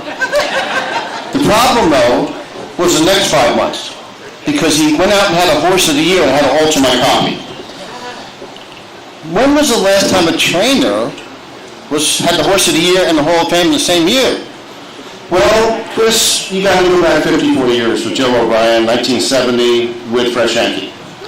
And I don't know about the rest of you, but with Chris's slight accent, when he talks, first thing that comes to mind to me is Joe O'Brien. Half a lifetime ago, Chris arrived here in North America, and his first 10 years, maybe he can be described as a curiosity. Hey, anybody can have a good horse. Go for Grins won the 96 Messenger, Seal delivered the 97 Governor's Cup. But then the new millennium happened. And in a 2-year period, he had Cathedral.com art major McCarty. And for those people who think Chris is some kind of professor of pacing fillies, art major McCardle, he's the only trainer in history to have 2 colts, that's boys and stallions, at the same time, who became horse of the year stallions. Both of them, art major, J.K. She's a lady at 14, Tesla at 21, McCardle with McWick at 19. Metropolitan then happened. He won the Mountain Dew. Dawn of a New Day won the $500,000 Ruchi Cup. Mr. Sunshine gave his first 2 Breeders' Crowns in 6 and 7. Neither was the favorite. Then 2009 happened and put on the show arrived. For first time on Craig Henderson. Well, what kind of horseman was Chris here? Well, first of all, she set the earnings record at 2 and 3, pacing fillies all time. But she missed her 4-year-old year. You've got to be a pretty good horseman, have a missed year, and then come back at 5 and become the fastest female pacer in history. That's what she did. And how did she lose that record of earnings for pacing filly? She lost it to her stablemate. I love the nightlife. That's right, he had the 2. He does have the 2 fastest, richest pacing fillies in harness racing history.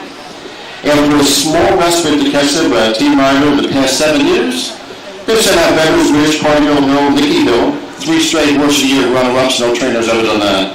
Quinby, Joe Fresh, Minnie and Willie, Mickey and Minnie, gem quality throughout. That's Chris Ryder. Good horses just seem to follow him around. And he's getting better. In his 40s, he had his first Triple Crown. 50s, his first Breeders' Crown. And 60s, he's now a horse of the year and in the Hall of Fame. I'm a big stat guy. Let me give you a stat from 22 days ago. North America Cup night. 105 pacers appeared on that card. 19 had Bettor's Delight in the lineage on the breeding line. 2 of them had Roll with Joe. They're full brothers. Of those, so that's 103 and 105 do not have Roll with Joe.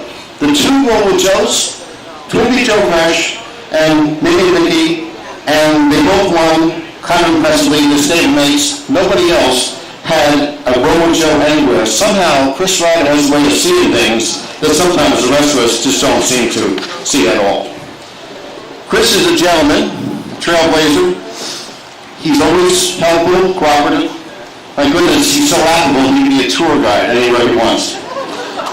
But let me tell you What kind of guy? 2 weeks ago, Tim Tetrick had Sylvia Hanover going by Twin Beach Joe Fresh in the stretch to win the race.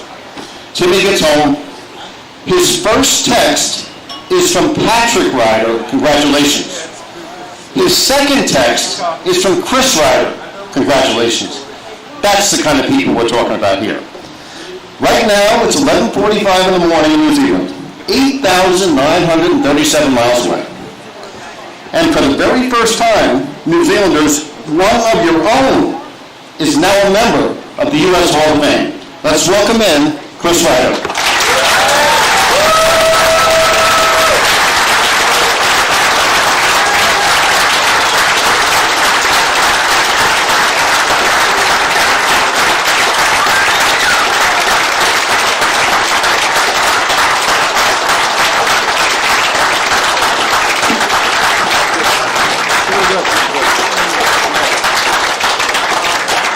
Oh boy.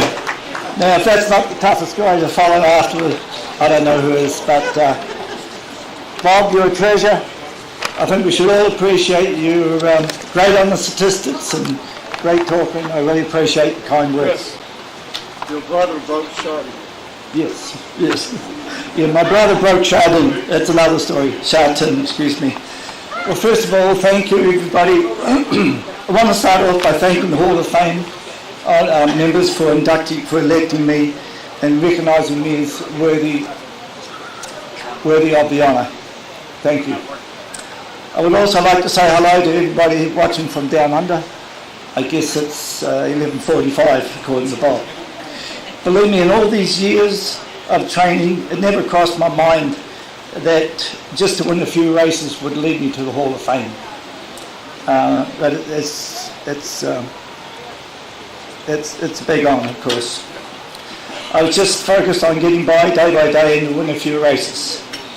My father always had horses and trained horses. I wished he and my beloved mother could be alive today to see this happen. So as a kid I started out on the farm just riding ponies, and as a teenager I was a pretty skinny guy, so I was light enough to ride a few thoroughbreds for my father, which was really thrilling. Then in the 80s I gave up my career as a beautician and went to California's Hollywood Park. What a beautiful place. I arrived there with one horse that I purchased from New Zealand, and was very glad to acquire a tack room because funds were low.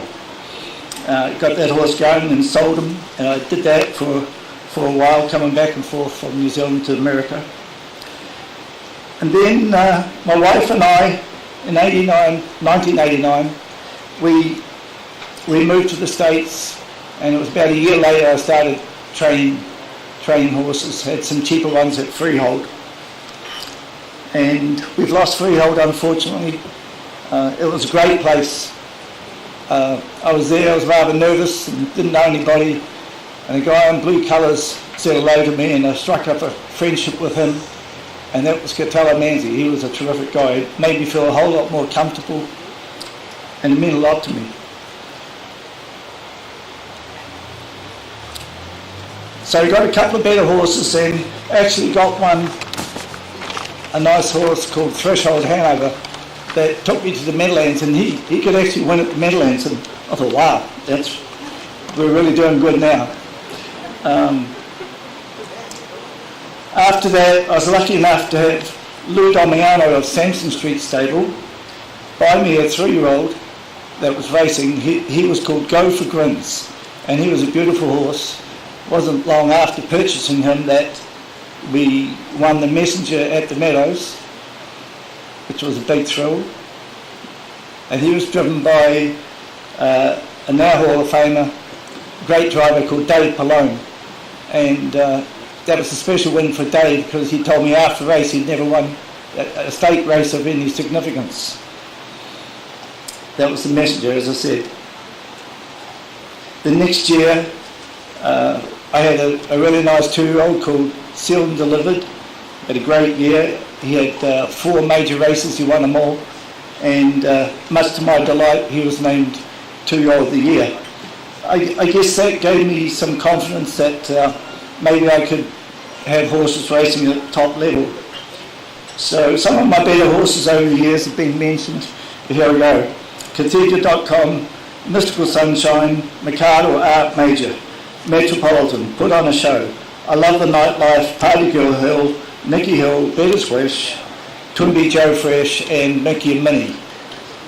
The last 5 all driven by my great friend Dexter Dunn. Thank you, Dexter.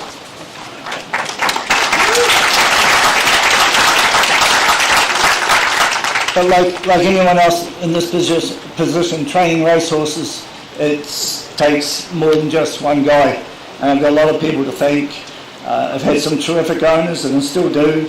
The staff. Peter Trabodica has been my second trainer and done a massive amount in running the barn for me for 20 more years. Thank you, Peter.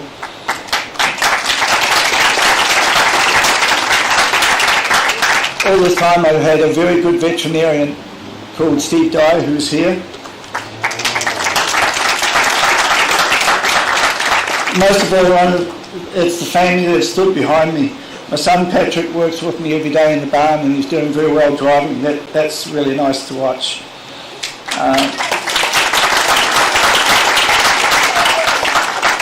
My beautiful wife, Nicola, right here.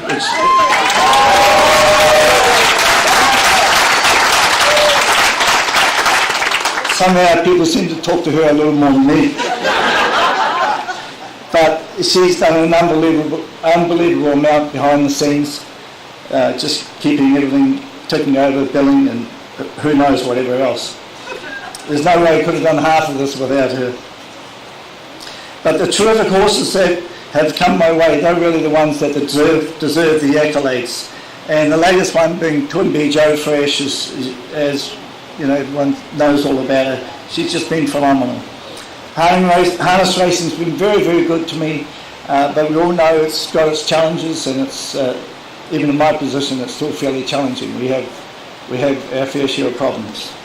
Again, thanks to all my family, especially my family back in New Zealand watching. They've always supported me and been, very interested. And I want to congratulate all the other honorees tonight. Thank you.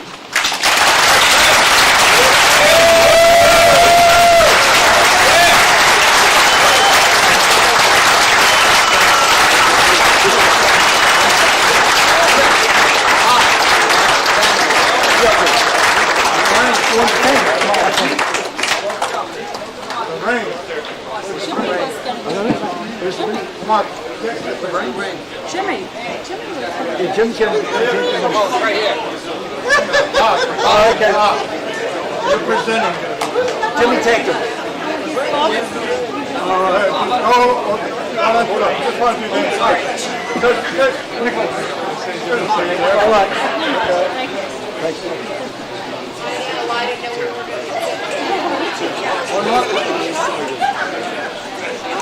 Harry's excited.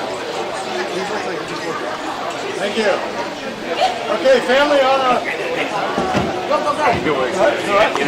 Stay down. Good boy. Good boy. Get your photo taken. Space over here? Yep, come on over. This is space. Go the other end. Go the other end. Great.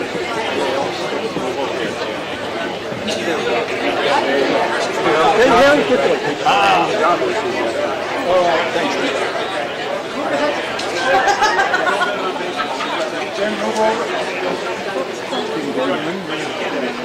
Harry, look at the camera, man. There you go, Harry. She's Harry. Thank you. There you go, Miss Ryder. Well, he gave me good kind of work. Thanks, Bob. Thanks, Bob. You have to see that one. Chris. What's that? Well, this one, you two gave me the inspiration I need. You two put me over the top.